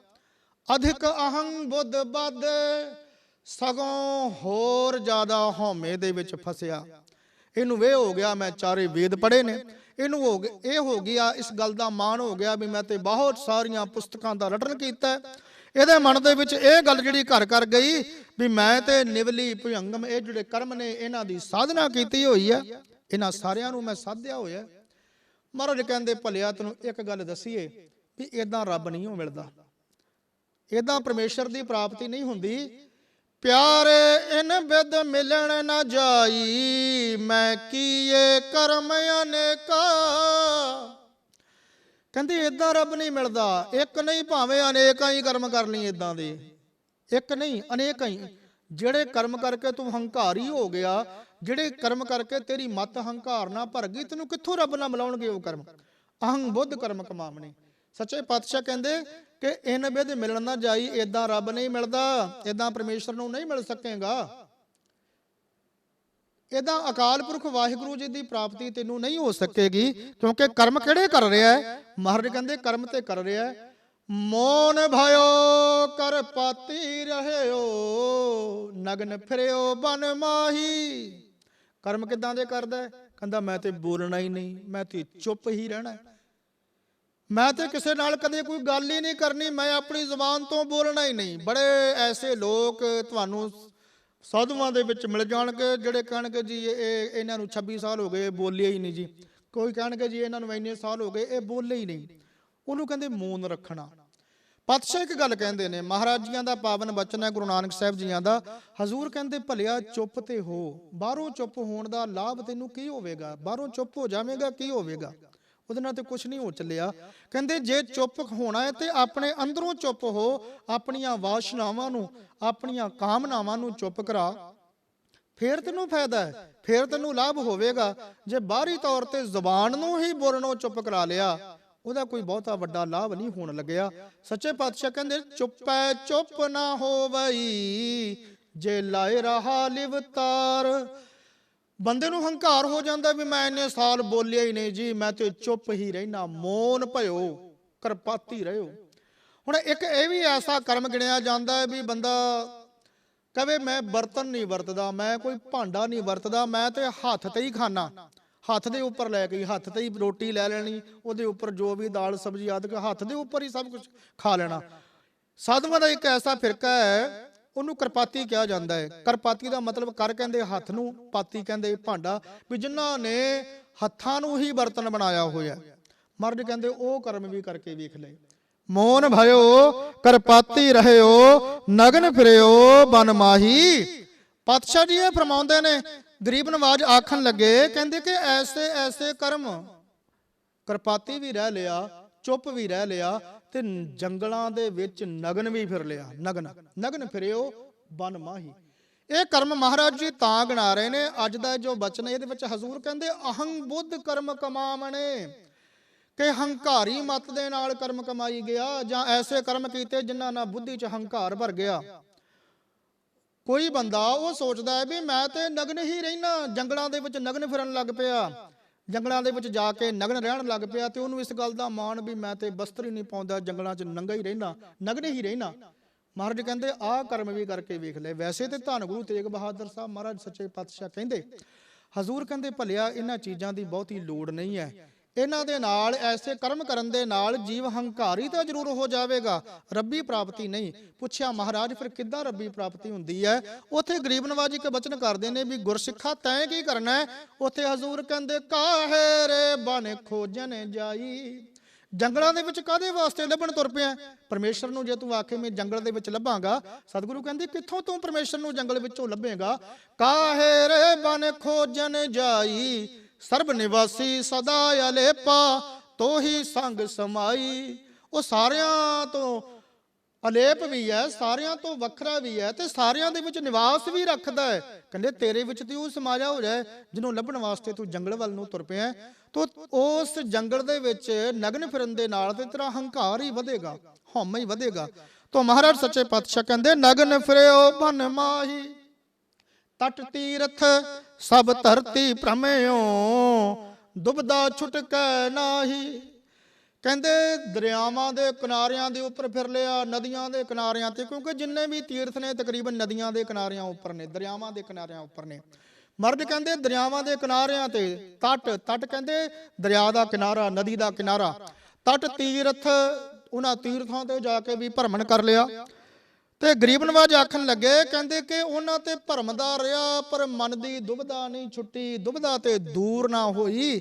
ਭਲਿਆ ਫਿਰ ਉਹ ਸਗੋਂ ਅਹੰ ਬੁੱਧ ਕਰਮ ਕਮਾਵਣੇ ਬਣ ਗਿਆ। ਇਹ ਕਰਮ ਜਿਹੜਾ ਸੀ ਉਹ ਅਹੰ ਬੁੱਧ ਬਣ ਗਿਆ, ਤੇਰੀ ਮਤ ਦੇ ਵਿੱਚ ਹੰਕਾਰ ਵਾਲਾ ਕਰਮ ਬਣ ਗਿਆ।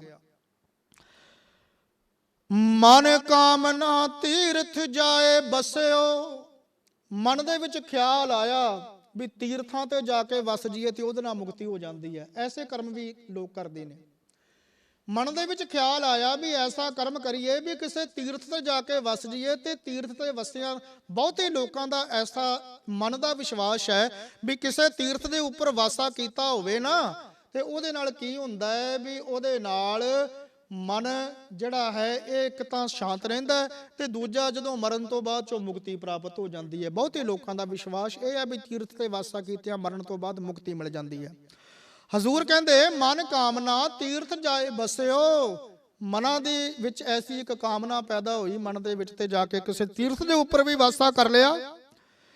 ਸਤਿਗੁਰੂ ਪਾਤਸ਼ਾਹ ਕਹਿੰਦੇ ਸਿਰ ਕਰਵਤ ਧਰਾਏ, ਕਾਂਸ਼ੀ ਦੇ ਵਿੱਚ ਇੱਕ ਐਸਾ ਆਰਾ ਹੈ, ਤੇ ਉਹਦੇ ਬਾਰੇ ਇਹ ਗੱਲ ਵੀ ਮਸ਼ਹੂਰ ਕੀਤੀ ਗਈ ਵੀ ਭਾਈ ਜਿਸ ਨੇ ਮੁਕਤੀ ਲੈਣੀ ਹੈ, ਮੋਕਸ਼ ਲੈਣੀ ਹੈ, ਰੱਬੀ ਪ੍ਰਾਪਤੀ ਕਰਨੀ ਹੈ, ਇਸ ਆਰੇ ਦੇ ਥੱਲੇ ਆਪਣਾ ਆਪ ਚਿਰਵਾ ਦੇਵੇ ਤੇ ਉਸ ਨੂੰ ਮੋਕਸ਼ ਮਿਲ ਜਾਵੇਗੀ। ਮਹਾਰਾਜ ਕਹਿੰਦੇ ਕਿ ਕਰਮ ਕਰਨ ਵਾਲੇ ਤੇ ਇੱਥੋਂ ਤੀਕਰ ਵੀ ਗਏ ਵੀ ਉਹਨਾਂ ਉਸ ਆਰੇ ਦੇ ਥੱਲੇ ਵੀ ਆਪਣਾ ਆਪ ਜਿਹੜਾ ਚਿਰਵਾਉਣ ਦਾ ਯਤਨ ਕੀਤਾ, ਜਾਂ ਚਿਰਵਾ ਵੀ ਲਿਆ, ਸਾਰਾ ਕੁਝ ਦਾਨ ਕਰਕੇ ਤੇ ਆਪ ਉਸ ਆਰੇ ਥੱਲੇ ਵੀ ਚੀਰੇ ਗਏ। ਪਾਤਸ਼ਾਹ ਕਹਿਣ ਲੱਗੇ ਇਹ ਜਿਹੜੀਆਂ ਸਾਰੀਆਂ ਗੱਲਾਂ ਨੇ ਨਾ, ਕਿ ਮਨ ਕਾਮਨਾ ਤੀਰਥ ਜਾਏ ਬਸਿਓ, ਸਿਰ ਕਰਵਤ ਧਰਾਏ, ਮਨ ਕੀ ਮੈਲ ਨਾ ਉਤਰੈ ਇਹ ਵਿਦ, ਜੇ ਲੱਖ ਯਤਨ ਕਰਾਏ। ਪਰ ਜਿਹੜੀ ਮਨ ਦੇ ਵਿੱਚ ਲੱਗੀ ਹੋਈ ਮੈਲ ਸੀ ਨਾ, ਉਹ ਮਨ ਦੇ ਵਿੱਚੋਂ ਉਤਰੀ ਨਹੀਂ। ਉਹ ਮਨ ਦੇ ਵਿੱਚੋਂ ਜਦੋਂ ਦੂਰ ਨਾ ਹੋਈ, ਕਹਿੰਦੇ ਲੱਖਾਂ ਹੀ ਯਤਨ ਕਰ ਲਏ, ਸਗੋਂ ਇਹਨਾਂ ਕਰਮਾਂ ਕਰਕੇ ਦਾ ਮਤਲਬ ਵੀ ਮਨ ਨੂੰ ਹੋਰ ਮੈਲ ਲੱਗ ਗਈ। ਮਨ ਨੇ ਤਾਂ ਨਿਰਮਲ ਹੋਣਾ ਸੀ, ਮਨ ਨੇ ਪਵਿੱਤਰ ਹੋਣਾ ਸੀ, ਪਰ ਮਨ ਨੇ ਪਵਿੱਤਰ ਔਰ ਨਿਰਮਲ ਹੋਣ ਦੀ ਜਗ੍ਹਾ ਤੇ ਸਗੋਂ ਉਲਟਾ ਹੋਰ ਮੈਲ ਆਪਣੇ ਵਿੱਚ ਉਹ ਜਿਹੜੀ ਸੀ ਉਸ ਨੂੰ ਭਰ ਲਿਆ। ਰਿਪੀਟ। ਤੋ ਗਰੀਬ ਨਵਾਜ ਆਖਣ ਲੱਗੇ, ਕਹਿੰਦੇ ਕਿ ਸਗੋਂ ਹੋਰ ਬਹੁਤ ਜ਼ਿਆਦੀ ਮੈਲ ਨੂੰ ਆਪਣੇ ਵਿੱਚ ਭਰ ਲਿਆ, ਮਨ ਤੇ ਸਗੋਂ ਹੋਰ ਮੈਲਾ ਹੋ ਗਿਆ, ਉਹਦਾ ਕੋਈ ਲਾਭ ਨਾ ਹੋਇਆ, ਉਹਦਾ ਕੋਈ ਫਾਇਦਾ ਹੀ ਨਾ ਹੋਇਆ ਇਹ ਸਾਰੇ ਕਰਮ ਕਰਨ ਦਾ। ਇਥੋਂ ਤੀਕ ਕਿ ਪੂਜਾ ਅਰਚਾ ਬੰਧਨ ਡੰਡੌਤ ਖਟ ਕਰਮਾ ਰਤ ਰਹਿਤਾ। ਪੂਜਾ ਕਰ ਲਈ, ਅਰਚਨਾ ਕਰ ਲਈ, ਡੰਡੌਤ ਕਰ ਲਈ, ਬੰਧਨਾ ਕਰ ਲਈ, 6 ਪ੍ਰਕਾਰ ਦੇ ਕਰਮਾਂ ਦੇ ਵਿੱਚ ਰਤਿਆ ਰਿਹਾ। 6 ਪ੍ਰਕਾਰ ਦੇ ਕਰਮ ਉਹਨਾਂ ਦੇ ਵਿੱਚ ਇਹ ਜੀਵ ਰਤਿਆ ਰਿਹਾ। ਹਾਂ ਹਾਂ ਕਰਤ ਬੰਧਨ ਮੈਂ ਪਰਿਆ, ਨਹਿ ਮਿਲਿਆ ਇਹ ਜੁਗਤਾ। ਸੱਚੇ ਪਾਤਸ਼ਾਹ ਕਹਿੰਦੇ ਇਹ ਸਾਰੇ ਕਰਮ ਕਰਕੇ ਤੇ ਹਾਂ ਹੀ ਕਰੀ ਗਿਆ ਵੀ ਮੈਂ ਕਰਦਾ, ਮੈਂ ਕਰਦਾ, ਮੈਂ ਆਹ ਕਰਮ ਕੀਤਾ, ਮੈਂ ਆਹ ਤੀਰਥ ਤੇ ਗਿਆ, ਹਾਂ ਹੀ ਕਰੀ ਗਿਆ, ਆਪਣੀ ਹਉਮੈ ਦਾ ਪ੍ਰਗਟਾਵਾ ਹੀ ਕਰੀ ਗਿਆ। ਮਹਾਰਾਜ ਕਹਿੰਦੇ ਸਗੋਂ ਬੰਧਨ ਪਈ ਗਏ। ਬੰਧਨਾਂ ਤੋਂ ਛੁੱਟਣ ਵਾਸਤੇ ਕਰਮ ਕਰਨਾ ਸੀ ਨਾ, ਸਗੋਂ ਇਹ ਕਰਮ ਕਰਕੇ ਉਲਟਾ ਬੰਧਨਾਂ ਦੇ ਵਿੱਚ ਹੀ ਫਸ ਗਿਆ, ਕਿਉਂਕਿ ਹਾਂ ਕਰੀ ਗਿਆ, ਮੈਂ ਕਰੀ ਗਿਆ। ਤੇ ਗਰੀਬ ਨਵਾਜ ਆਖਣ ਲੱਗੇ ਕਿ ਇਹ ਸਾਰੇ ਕਰਮ ਕਰਕੇ ਉਲਟਾ ਹੰਕਾਰ ਤੇ ਹਉਮੈ ਦੇ ਬੰਧਨ ਦੇ ਵਿੱਚ ਜਕੜਿਆ ਗਿਆ। ਐਸੇ ਬੰਧਨ ਦੇ ਵਿੱਚ ਅਹੰ ਬੁੱਧ ਕਰਮ ਕਮਾਵਨੇ, ਹਉਮੈ ਦੇ ਵਿੱਚ ਫਸੇ ਹੋਏ ਨੇ ਕਰਮ ਕੀਤੇ। ਹਉਮੈ ਦੇ ਵਿੱਚ ਫਸਿਆ ਹੋਇਆ ਜੋ ਕਰਮ ਕਰਦਾ ਹੈ ਨਾ, ਸੱਚੇ ਪਾਤਸ਼ਾਹ ਕਹਿੰਦੇ ਜੋਗ ਸਿੱਧ ਆਸਣ 84, ਜੋਗੀਆਂ ਵਾਲੀਆਂ ਸਿੱਧੀਆਂ ਵੀ ਪ੍ਰਾਪਤ ਕਰ ਲਈਆਂ, 84 ਪ੍ਰਕਾਰ ਦੇ ਆਸਣ ਵੀ ਲਾ ਲਏ। ਇਹ ਵੀ ਕਰ ਰਹਿਆ, ਇਹ ਵੀ ਕਰ ਕਰਕੇ ਥੱਕ ਗਿਆ। ਵੱਡੀ ਯਾਰ ਜਾ ਫਿਰ ਜਨਮੈ, ਹਰ ਸਿਉ ਸੰਗ ਨਾ ਗਹਿਆ। ਕਰਮ ਤੇ ਇਹ ਸਾਰੇ ਕੀਤੇ ਕਿ ਅਕਾਲ ਪੁਰਖ ਵਾਹਿਗੁਰੂ ਜੀ ਦਾ ਸੰਗ ਪ੍ਰਾਪਤ ਹੋ ਜਾਵੇ, ਪਰੰਤੂ ਅਕਾਲ ਪੁਰਖ ਵਾਹਿਗੁਰੂ ਜੀ ਦਾ ਸੰਗ ਪ੍ਰਾਪਤ ਹੋਣ ਦੀ ਥਾਂ ਤੇ ਮਹਾਰਾਜ ਕਹਿੰਦੇ ਉਸ ਵਾਹਿਗੁਰੂ ਦੇ ਨੇੜੇ ਵੀ ਨਹੀਂ ਜਾ ਸਕਿਆ, ਉਸ ਪਰਮੇਸ਼ਰ ਦੇ ਨੇੜੇ ਵੀ ਨਾ ਜਾ ਸਕਿਆ। ਇਹਨਾਂ ਕਰਮਾਂ ਨੇ ਉਮਰ ਤੇ ਜ਼ਰੂਰ ਵਧਾ ਦਿੱਤੀ। ਇਹ ਜੋਗੀਆਂ ਵਾਲੇ ਜੋ ਕਰਮ ਸਨ, ਇਹਨਾਂ ਕਰਮਾਂ ਨੇ ਉਮਰ ਤਾਂ ਜ਼ਰੂਰ ਵਧਾ ਦਿੱਤੀ, ਪਰੰਤੂ ਇਹਨਾਂ ਕਰਮਾਂ ਨੇ ਪਰਮੇਸ਼ਰ ਦੇ ਨੇੜੇ ਇਸ ਜੀਵ ਨੂੰ ਨਾ ਕੀਤਾ। ਇਹਨਾਂ ਕਰਮਾਂ ਨੇ ਅਕਾਲ ਪੁਰਖ ਵਾਹਿਗੁਰੂ ਦੇ ਨੇੜੇ ਇਸ ਜੀਵ ਨੂੰ ਨਾ ਲੈ ਕੇ ਗਏ। ਮਹਾਰਾਜ ਧੰਨ ਗੁਰੂ ਤੇਗ ਬਹਾਦਰ ਸਾਹਿਬ ਜੀ ਇੱਕ ਪਾਵਨ ਪਵਿੱਤਰ ਬਚਨ ਫਰਮਾਉਂਦੇ ਨੇ। ਪਾਤਸ਼ਾਹ ਕਹਿੰਦੇ ਇਹ ਜੀਵ ਤੀਰਥਾਂ ਦਾ ਇਸ਼ਨਾਨ ਕਰਦਾ ਹੈ, ਇਹ ਜੀਵ ਵਰਤ ਰੱਖਦਾ ਹੈ, ਅਨੇਕਾਂ ਤਰ੍ਹਾਂ ਦੇ ਵਰਤ ਆਪਣੇ ਜੀਵਨ ਦੇ ਵਿੱਚ ਰੱਖਦਾ ਹੈ, ਅਨੇਕਾਂ ਤਰ੍ਹਾਂ ਦੇ ਦਾਨ ਵੀ ਕਰਦਾ ਹੈ। ਮਹਾਰਾਜ ਕਹਿੰਦੇ ਤੀਰਥਾਂ ਦਾ ਇਸ਼ਨਾਨ ਵੀ ਕਰ ਲਿਆ, ਵਰਤ ਵੀ ਰੱਖ ਲਏ, ਦਾਨ ਵੀ ਕਰ ਲਿਆ, ਪਰ ਇਹ ਸਾਰੀਆਂ ਗੱਲਾਂ ਦੇ ਨਾਲ ਮਨ ਦੇ ਵਿੱਚ ਹੰਕਾਰ ਆ ਗਿਆ, ਮਨ ਦੇ ਵਿੱਚ ਹਉਮੈ ਆ ਗਈ। ਇਹ ਸਾਰੇ ਕਰਮ ਕਰ ਕਰਕੇ ਜੇ ਹਉਮੈ ਦੇ ਨਾਲ ਭਰ ਗਿਆ, ਮਹਾਰਾਜ ਕਹਿੰਦੇ ਉਹ ਭਲਿਆ ਤੇਰੇ ਇਹ ਸਾਰੇ ਕੀਤੇ ਹੋਏ ਕਰਮ ਇਸ ਤਰ੍ਹਾਂ ਨਿਸਫਲ ਨੇ, ਇਸ ਤਰ੍ਹਾਂ ਨਿਰਾਰਥਕ ਹੋ ਜਾਣੇ ਨੇ। ਕਹਿੰਦੇ ਜਿਵੇਂ ਕਹਿੰਦੇ ਹਾਥੀ ਨੂੰ ਨਵਾਇਆ ਬੜੇ ਪਿਆਰ ਦੇ ਨਾਲ, ਮਲ ਕੇ ਉਸ ਹਾਥੀ ਨੂੰ ਨਵਾਇਆ। ਕਹਿੰਦੇ ਜਦੋਂ ਹਾਥੀ ਜਿਹੜਾ ਸੀ ਉਹ ਦਰਿਆ ਦੇ ਵਿੱਚੋਂ, ਨਦੀ ਦੇ ਵਿੱਚੋਂ ਨਹਾ ਕੇ ਬਾਹਰ ਨਿਕਲਿਆ, ਜਾਂ ਜਦੋਂ ਵੀ ਉਸ ਨੂੰ ਨਵਾਇਆ, ਭਾਵੇਂ ਬਾਹਰ ਕਿਸੇ ਥਾਂ ਤੇ ਨਵਾਇਆ, ਉਸ ਤੋਂ ਬਾਅਦ ਉਸਨੇ ਮਿੱਟੀ ਚੱਕੀ। ਨਹਾਉਣ ਤੋਂ ਬਾਅਦ ਹਾਥੀ ਨੇ ਆਪਣੀ ਸੁੰਡ ਦੇ ਵਿੱਚ ਮਿੱਟੀ ਭਰੀ ਤੇ ਉਹ ਸਾਰੀ ਮਿੱਟੀ ਜਿਹੜੀ ਸੀ ਉਹ ਆਪਣੇ ਤਨ ਦੇ ਉੱਪਰ, ਆਪਣੇ ਸਰੀਰ ਦੇ ਉੱਪਰ ਸੁੱਟ ਲਈ। ਸੱਚੇ ਪਾਤਸ਼ਾਹ ਕਹਿੰਦੇ ਇਦਾਂ ਦਾ ਕਰਮ ਕਰ ਲਿਆ, ਭਾਵ ਕਿ ਉਹ ਨਹਾਤਾ ਧੋਤਾ ਕਿਸੇ ਵੀ ਅਰਥ ਨਾ ਆਇਆ, ਆਪਣਾ ਆਪ ਫਿਰ ਉਸਨੇ ਧੂੜ ਦੇ ਨਾਲ ਭਰ ਲਿਆ। ਪਾਤਸ਼ਾਹ ਕਹਿੰਦੇ ਤੀਰਥ ਕਰਕੇ, ਵਰਤ ਕਰਕੇ, ਦਾਨ ਕਰਕੇ ਜੇ ਹੰਕਾਰ ਨਾਲ ਹੀ ਭਰ ਗਿਆ, ਮੈਂ ਹੀ ਕਰੀ ਗਿਆ ਨਾ, ਤੇ ਉਸ ਹਾਥੀ ਦੇ ਇਸ਼ਨਾਨ ਵਰਗਾ ਹੈ ਤੇਰਾ ਇਹ ਸਾਰਾ ਨਹਾਉਣਾ ਧੋਣਾ, ਉਸ ਹਾਥੀ ਦੇ ਇਸ਼ਨਾਨ ਵਰਗਾ ਹੈ। ਗਰੀਬ ਨਵਾਜ ਫਰਮਾਉਂਦੇ ਨੇ ਨਾ, ਮਹਾਰਾਜ ਕਹਿੰਦੇ ਤੀਰਥ ਵਰਤ ਅਰ ਦਾਨ ਕਰ, ਮਨ ਮੈਂ ਤਰੈ ਗੁਮਾਨ, ਨਾਨਕ ਨਹਿ ਫੁਲ ਜਾਤ ਤਹਿ, ਜਿਉ ਕੁੰਚਰ ਇਸ਼ਨਾਨ। ਜਿਵੇਂ ਹਾਥੀ ਨੂੰ ਨਵਾਇਆ, ਉਹਦਾ ਨਵਾਉਣਾ ਜਿਹੜਾ ਸੀ ਉਹ ਬੇਅਰਥ ਹੀ ਚਲਾ ਗਿਆ, ਕਿਸੇ ਲੇਖੇ ਦੇ ਵਿੱਚ ਨਾ ਲੱਗਿਆ। ਤੋ ਧੰਨ ਗੁਰੂ ਕਲਗੀਧਰ ਸੱਚੇ ਪਾਤਸ਼ਾਹ ਮਹਾਰਾਜ ਜੀ ਵੀ ਪਾਵਨ ਪਵਿੱਤਰ ਬਾਣੀ ਦੇ ਵਿੱਚ, ਜਦੋਂ ਆਪਾਂ ਸਤਿਗੁਰਾਂ ਦੀ ਪਾਵਨ ਬਾਣੀ ਸਵਈਆਂ ਦਾ ਪਾਠ ਕਰਦੇ ਆ ਨਾ ਨਿਤਨੇਮ ਦੇ ਵਿੱਚ, ਤੇ ਉੱਥੇ ਮਹਾਰਾਜ ਕਰਮਾਂ ਦੀ ਗੱਲ ਹੀ ਕਰਦੇ ਨੇ। ਮਨੁੱਖ ਜਿਹੜੇ ਕਰਮ ਰੱਬ ਦੀ ਪ੍ਰਾਪਤੀ ਵਾਸਤੇ ਕਰਦਾ ਹੈ, ਪਰੰਤੂ ਜਦੋਂ ਉਹ ਕਰਮ ਉਹਦੇ ਹੰਕਾਰ ਦਾ ਕਾਰਨ ਬਣ ਜਾਂਦੇ ਨੇ ਤੇ ਸੱਚੇ ਪਾਤਸ਼ਾਹ ਫਿਰ ਕਹਿੰਦੇ ਕਿ ਵੇਖ ਪਿਆਰਿਆ, ਤੇਰੇ ਉਹ ਕਰਮ ਜਿਹੜੇ ਨੇ, ਕਹਾ ਭਇਓ ਜੋ ਦੋ ਲੋਚਨ ਮੂੰਦ ਕੈ, ਬੈਠ ਰਹਿਓ ਬਕ ਧਿਆਨ ਲਗਾਇਓ, ਨਾਤ ਫਿਰਿਓ ਲਿਏ ਸਾਤ ਸਮੁੰਦਰਨ, ਲੋਕ ਗਇਓ ਪਰ ਲੋਕ ਗਵਾਇਓ, ਬਾਸ ਕੀਓ ਬਿਖਿਆਨ ਸੋ ਬੈਠ ਕੈ, ऐसे ही ऐसे सो बैस बितायो, साच कहो सुन ले हो सब है, जिन प्रेम कियो तिन ही प्रभु पायो, काहू ले पाहन पूज धरियो सिर, अहं बुद्ध कर्म कमावने, काहू ले पाहन पूज धरियो सिर, काहू ले लिंग गरे लटकायो, काहू लख्यो हारिया वाची दिशा में, काहू पछाह को शीस नवायो, को बुताने को पूजत है पस, को मृताने को पूजन तायो, कूर क्रिया उर्जयो सब ही जग, श्री भगवान को भेद ना पायो, अहं बुद्ध कर्म कमावने, गृह बालू नीर बहावने। कोट तीर्थ सतगुरु महाराज जी धन गुरु कलगीधर सच्चे पातशाह फरमाउंदे ने, तीर्थ कोट किए इशनान दिए, बहु दान महाव्रत तारे, देश प्रियो कर भेस तपो धन के सधरे न मिले हर प्यारे, आसन कोट करे अष्टांग, धरे बहु न्यास करे मुख कारे, दीन दयाल अकाल भजे बिन, अंत को अंत के धाम सिधारे, अहं बुद्ध कर्म कमावने। कि हौमे दे विच फसे होए ने ਜਿਹੜੇ ਵੀ ਕਰਮ ਕਮਾ ਲਏ, ਗਰੀਬ ਨਵਾਜ ਸਤਿਗੁਰੂ ਸੱਚੇ ਪਾਤਸ਼ਾਹ ਕਹਿੰਦੇ ਕਿ ਉਹ ਇਸ ਤਰ੍ਹਾਂ ਹੈ ਵੀ ਗ੍ਰਹਿ ਬਾਲੂ ਨੀਰ ਬਹਾਵਣੇ, ਕਿਸੇ ਦਰਿਆ ਦੇ ਕਿਨਾਰੇ ਤੇ ਜੋ ਬਰੇਤੇ ਦੇ ਵਿੱਚ ਬੈਠ ਕੇ ਬੱਚਿਆਂ ਨੇ ਰੇਤੇ ਦੇ ਘਰ ਬਣਾਏ। ਕਿਤੇ ਛੋਟੇ ਬੱਚਿਆਂ ਨੂੰ ਵੇਖਿਓ ਕਿਸੇ ਦਰਿਆ ਦੇ ਕਿਸੇ ਨਦੀ ਦੇ ਕਿਨਾਰੇ ਤੇ ਜਾ ਕੇ ਜੇ ਖੇਡਣਗੇ ਨਾ ਤੇ ਉਹ ਰੇਤੇ ਦੇ ਘਰ ਬਣਾਉਣਗੇ। ਤੁਸੀਂ ਵੈਸੇ ਵੀ ਤੱਕਿਆ ਹੋਣਾ ਵੀ ਜਦੋਂ ਕਿਸੇ ਬਿਲਡਿੰਗ ਦੀ ਕੰਸਟਰਕਸ਼ਨ ਹੁੰਦੀ ਹੈ, ਕੋਈ ਬਿਲਡਿੰਗ ਬਣਦੀ ਹੈ ਤੇ ਉੱਥੇ ਰੇਤਾ ਆਦਿਕ ਲਿਆ ਕੇ ਰੱਖਿਆ ਜਾਂਦਾ ਹੈ। ਚਲੋ ਅੱਜ ਤੇ ਬਹੁਤ ਘੱਟ ਇਹ ਖੇਡਾਂ ਰਹਿ ਗਈਆਂ। ਪਹਿਲਾਂ ਕੀ ਹੁੰਦਾ ਸੀ ਵੀ ਬੱਚਿਆਂ ਨੇ ਆਪਣਾ ਪੈਰ ਰੱਖਣਾ ਥੱਲੇ ਤੇ ਉੱਤੇ ਰੇਤਾ ਨੂੰ ਥੱਪੀ ਜਾਣਾ ਤੇ ਘਰੋਂਦਾ ਜਾ ਬਣ ਜਾਣਾ, ਉਸ ਨੂੰ ਬਾਲੂ ਦਾ ਘਰ ਕਹਿੰਦੇ ਨੇ।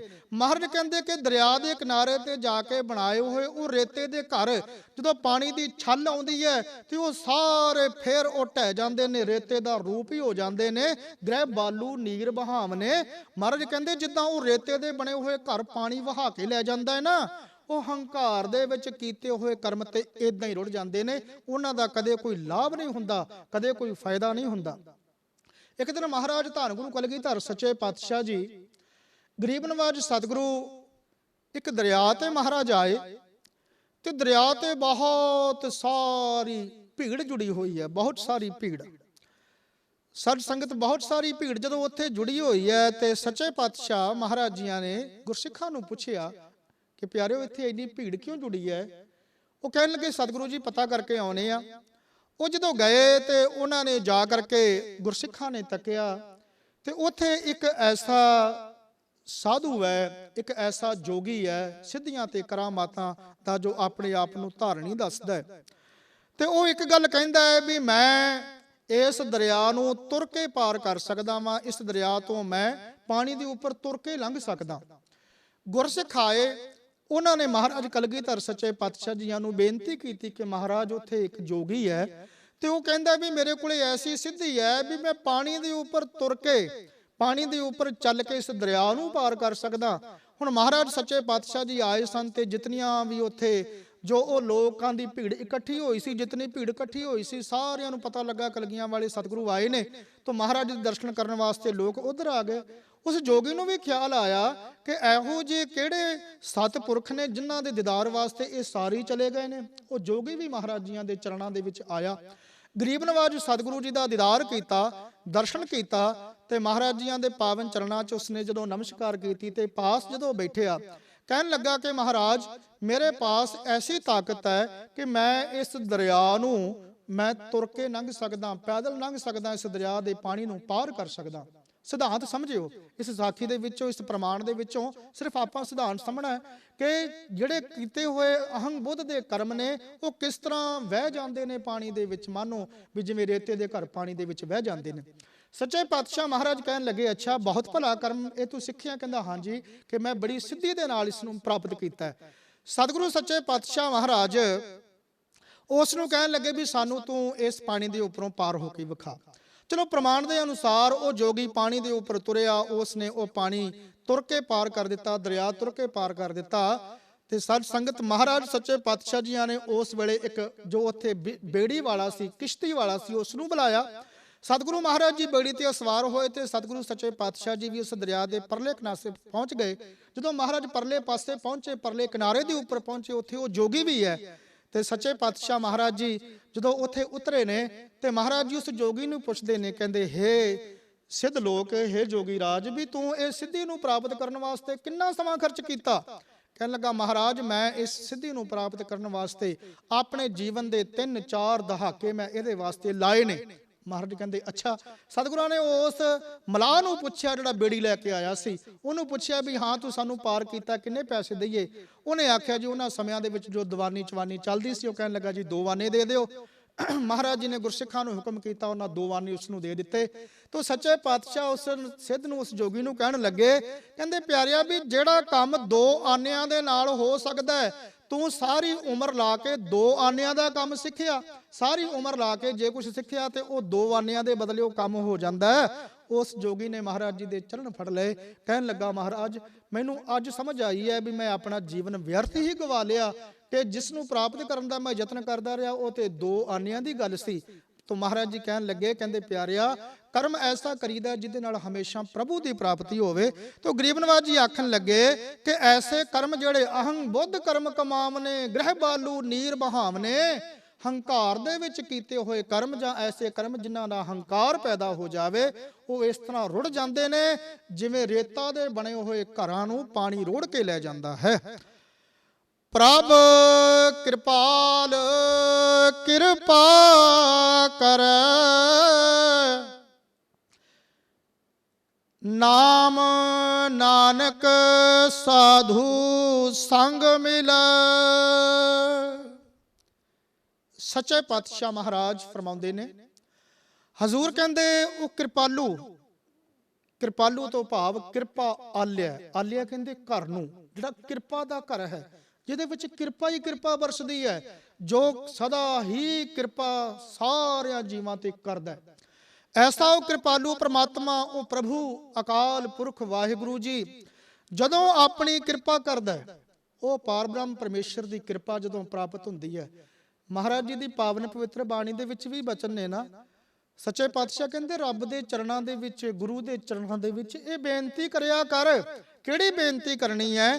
ਕਹਿੰਦੇ ਇਹ ਬੇਨਤੀ ਕਰਿਆ ਕਰਕੇ ਵਿਸਰ ਨਹੀਂ ਦਾਤਾਰ, ਆਪਣਾ ਨਾਮ ਦੇ ਹੋ, ਗੁਣ ਗਾਵਾਂ ਦਿਨ ਰਾਤ, ਨਾਨਕ ਚਾਓ ਏਹੋ। ਪ੍ਰਭ ਕਿਰਪਾਲ ਕਿਰਪਾ ਕਰੇ। ਜੇ ਉਹ ਪ੍ਰਭੂ ਜੀ ਅਕਾਲ ਪੁਰਖ ਵਾਹਿਗੁਰੂ ਜੀ ਕਿਰਪਾ ਕਰਨਗੇ, ਤੇਰਾ ਕੀਤਾ ਜਾਤੋ ਨਾਹੀ, ਮੈਨੋ ਜੋਗ ਕੀਤੋਈ, ਮੈਂ ਨਿਰਗੁਣ ਯਾਰੇ ਕੋ ਗੁਣ ਨਾਹੀ, ਆਪੇ ਤਰਸ ਪਇਓਈ, ਤਰਸ ਪਿਆ ਮਿਹਰਾਮਤ ਹੋਈ, ਸਤਿਗੁਰ ਸੱਜਣ ਮਿਲਿਆ, ਨਾਨਕ ਨਾਮ ਮਿਲੈ ਤਾਂ ਜੀਵਾ, ਤਨ ਮਨ ਥੀਵੈ ਹਰਿਆ। ਜੇ ਉਹ ਅਕਾਲ ਪੁਰਖ ਵਾਹਿਗੁਰੂ ਜੀ ਕਿਰਪਾ ਕਰਨਗੇ, ਉਹ ਪ੍ਰਭੂ ਜੀ ਕਿਰਪਾਲ ਹੋਣਗੇ, ਸੱਚੇ ਪਾਤਸ਼ਾਹ ਕਹਿੰਦੇ ਨਾਮ ਦੀ ਪ੍ਰਾਪਤੀ ਹੁੰਦੀ ਹੈ, ਨਾਮ ਦੀਆਂ ਦਾਤਾਂ ਮਿਲਦੀਆਂ ਨੇ। ਨਾਮ ਨਾਨਕ ਸਾਧੂ ਸੰਗ ਮਿਲੈ, ਕਹਿੰਦੇ ਫਿਰ ਗੁਰੂ ਦੀ ਸੰਗਤ ਦੇ ਵਿੱਚੋਂ ਧੰਨ ਗੁਰੂ ਅਰਜਨ ਦੇਵ ਸੱਚੇ ਪਾਤਸ਼ਾਹ ਮਹਾਰਾਜ ਇਹ ਪਾਵਨ ਪਵਿੱਤਰ ਬਚਨ ਫਰਮਾਉਂਦੇ ਨੇ। ਕਹਿੰਦੇ ਜਦੋਂ ਅਕਾਲ ਪੁਰਖ ਵਾਹਿਗੁਰੂ ਜੀ ਕਿਰਪਾਲੂ ਪ੍ਰਮਾਤਮਾ ਜੀ ਕਿਰਪਾ ਕਰਦੇ ਨੇ, ਕਿਰਪਾ ਦੇ ਘਰ ਦੇ ਵਿੱਚ ਆਉਂਦੇ ਨੇ ਨਾ, ਤੇ ਫੇਰ ਤੇਰੇ ਤੇ ਐਸੀ ਮਿਹਰ ਹੁੰਦੀ ਹੈ, ਗੁਰਾਂ ਦਾ ਸੰਗ ਪ੍ਰਾਪਤ ਹੁੰਦਾ ਹੈ, ਤੇ ਗੁਰਾਂ ਦੀ ਸੰਗਤ ਦੇ ਵਿੱਚੋਂ ਅਕਾਲ ਪੁਰਖ ਵਾਹਿਗੁਰੂ ਜੀ ਦੇ ਨਾਮ ਦੀਆਂ ਦਾਤਾਂ ਮਿਲਦੀਆਂ ਨੇ। ਉਹ ਨਾਮ ਦੀਆਂ ਦਾਤਾਂ ਜੋ ਇਸ ਜੀਵ ਦੇ ਲੋਕ ਸੁਖੀਏ ਪਰਲੋਕ ਸੁਹੇਲੇ, ਨਾਨਕ ਹਰ ਪ੍ਰਭ ਆਪੇ ਮੇਲੇ, ਇਸ ਦਾਤ ਦਾ ਧਾਰਨੀ ਬਣਾ ਦਿੰਦੀਆਂ ਨੇ। ਸੱਚੇ ਪਾਤਸ਼ਾਹ ਮਹਾਰਾਜ ਨਾਮ ਦੀਆਂ ਬਖਸ਼ਿਸ਼ਾਂ ਦੇ ਨਾਲ ਜੀਵ ਦੀਆਂ ਝੋਲੀਆਂ ਭਰ ਦਿੰਦੇ ਨੇ, ਤੇ ਨਾਮ ਐਸੀ ਬਰਕਤ ਹੈ। ਸੱਚੇ ਪਾਤਸ਼ਾਹ ਕਹਿੰਦੇ ਕਿ ਅਕਾਲ ਪੁਰਖ ਵਾਹਿਗੁਰੂ ਜੀ ਦਾ ਨਾਮ ਇਹ ਸੁਖਾਂ ਦੀ ਮਣੀ ਹੈ। ਸੁਖ ਮਣੀ ਸੁਖ ਅੰਮ੍ਰਿਤ ਪ੍ਰਭ ਨਾਮ, ਭਗਤ ਜਨਾ ਕੈ ਮਨ ਵਿਸਰਾਮ। ਸੋ ਗੁਰੂ ਕੇ ਪਿਆਰਿਓ, ਇਤਨੀਆਂ ਬੇਨਤੀਆਂ ਆਪ ਜੀ ਨੇ ਪ੍ਰਵਾਨ ਕਰਨੀਆਂ। ਸਤਿਗੁਰੂ ਜੀ ਦੇ ਪਾਵਨ ਪਵਿੱਤਰ ਸ਼ਬਦ ਦੀ ਵਿਚਾਰ ਕਰਦਿਆਂ ਅਨੇਕਾਂ ਪ੍ਰਕਾਰ ਦੀਆਂ ਭੁੱਲਾਂ ਗਲਤੀਆਂ ਹੋ ਗਈਆਂ ਹੋਣਗੀਆਂ। ਗਰੀਬ ਨਵਾਜ ਸਤਿਗੁਰੂ ਜੀ ਕਿਰਪਾ ਕਰਨ, ਆਪ ਗੁਰੂ ਕੀਆਂ ਸੰਗਤਾਂ ਮਿਹਰ ਕਰੋ, ਦਾਸ ਦੀਆਂ ਭੁੱਲਾਂ ਖਿਮਾ ਕਰ ਦੇਣੀਆਂ। ਔਰ ਜੋ ਸਤਿਗੁਰੂ ਜੀ ਦਾ ਬਖਸ਼ਿਸ਼ ਕੀਤਾ ਹੋਇਆ ਸ਼ਬਦ ਦਾ ਸਿਧਾਂਤ ਹੈ, ਉਸ ਨੂੰ ਆਪਾਂ ਸਾਰੇ ਹਿਰਦੇ ਦੇ ਵਿੱਚ ਧਾਰਨ ਕਰ ਸਕੀਏ। ਗੁਰੂ ਸਾਹਿਬ ਦੇ ਦਰ ਤੋਂ ਇਹ ਦਾਤ ਸਾਨੂੰ ਪ੍ਰਾਪਤ ਹੋਵੇ, ਜਿਸ ਦਾਤ ਦੇ ਨਾਲ ਇਹ ਤਨ ਮਨ ਨਿਹਾਲ ਹੋ ਜਾਂਦਾ ਹੈ, ਜਿਸ ਦਾਤ ਦੇ ਨਾਲ ਜੀਵਨ ਸਵਰ ਜਾਂਦਾ ਹੈ, ਉਹ ਦਾਤ ਗੁਰਾਂ ਦੇ ਦਰ ਤੋਂ ਸਾਨੂੰ ਪ੍ਰਾਪਤ ਹੋਵੇ। ਮਹਾਰਾਜ ਕਿਰਪਾ ਕਰਨ, ਆਪ ਸਾਰੀਆਂ ਸੰਗਤਾਂ ਦੀਆਂ ਹਾਜ਼ਰੀਆਂ ਦਰ ਤੇ ਪ੍ਰਵਾਨ ਕਰਕੇ ਦਰੋਂ ਘਰੋਂ ਗੁਰਸਿੱਖੀ ਜੀਵਨ, ਨਜ਼ਰੇ ਰਹਿਮਤ, ਨਾਮ ਬਾਣੀ ਸੇਵਾ ਸਿਮਰਨ ਦੀਆਂ ਦਾਤਾਂ ਮਹਾਰਾਜ ਸਾਰਿਆਂ ਨੂੰ ਬਖਸ਼ਣ। ਸਤਿਗੁਰੂ ਜੀ ਦੇ ਬਖਸ਼ਿਸ਼ ਕੀਤੇ ਹੋਏ ਪਾਵਨ ਪਵਿੱਤਰ ਸ਼ਬਦ ਦੀਆਂ ਇਹਨਾਂ ਅਖੀਰਲੀਆਂ ਪੰਕਤੀਆਂ ਨੂੰ ਆਪਾਂ ਸਾਰੇ ਪਿਆਰ ਦੇ ਨਾਲ ਰਲ ਕੇ ਪੜ੍ਹੀਏ ਜੀ। ਪ੍ਰਭ ਕਿਰਪਾਲ ਕਿਰਪਾ ਕਰ, ਨਾਮ ਨਾਨਕ ਸਾਧੂ ਸੰਗ ਮਿਲੈ। ਪ੍ਰਭ ਕਿਰਪਾਲ ਕਿਰਪਾ ਕਰ, ਨਾਮ ਨਾਨਕ ਸਾਧੂ ਸੰਗ ਮਿਲੈ। ਵਾਹਿਗੁਰੂ ਜੀ ਕਾ ਖਾਲਸਾ, ਵਾਹਿਗੁਰੂ ਜੀ ਕੀ ਫਤਿਹ।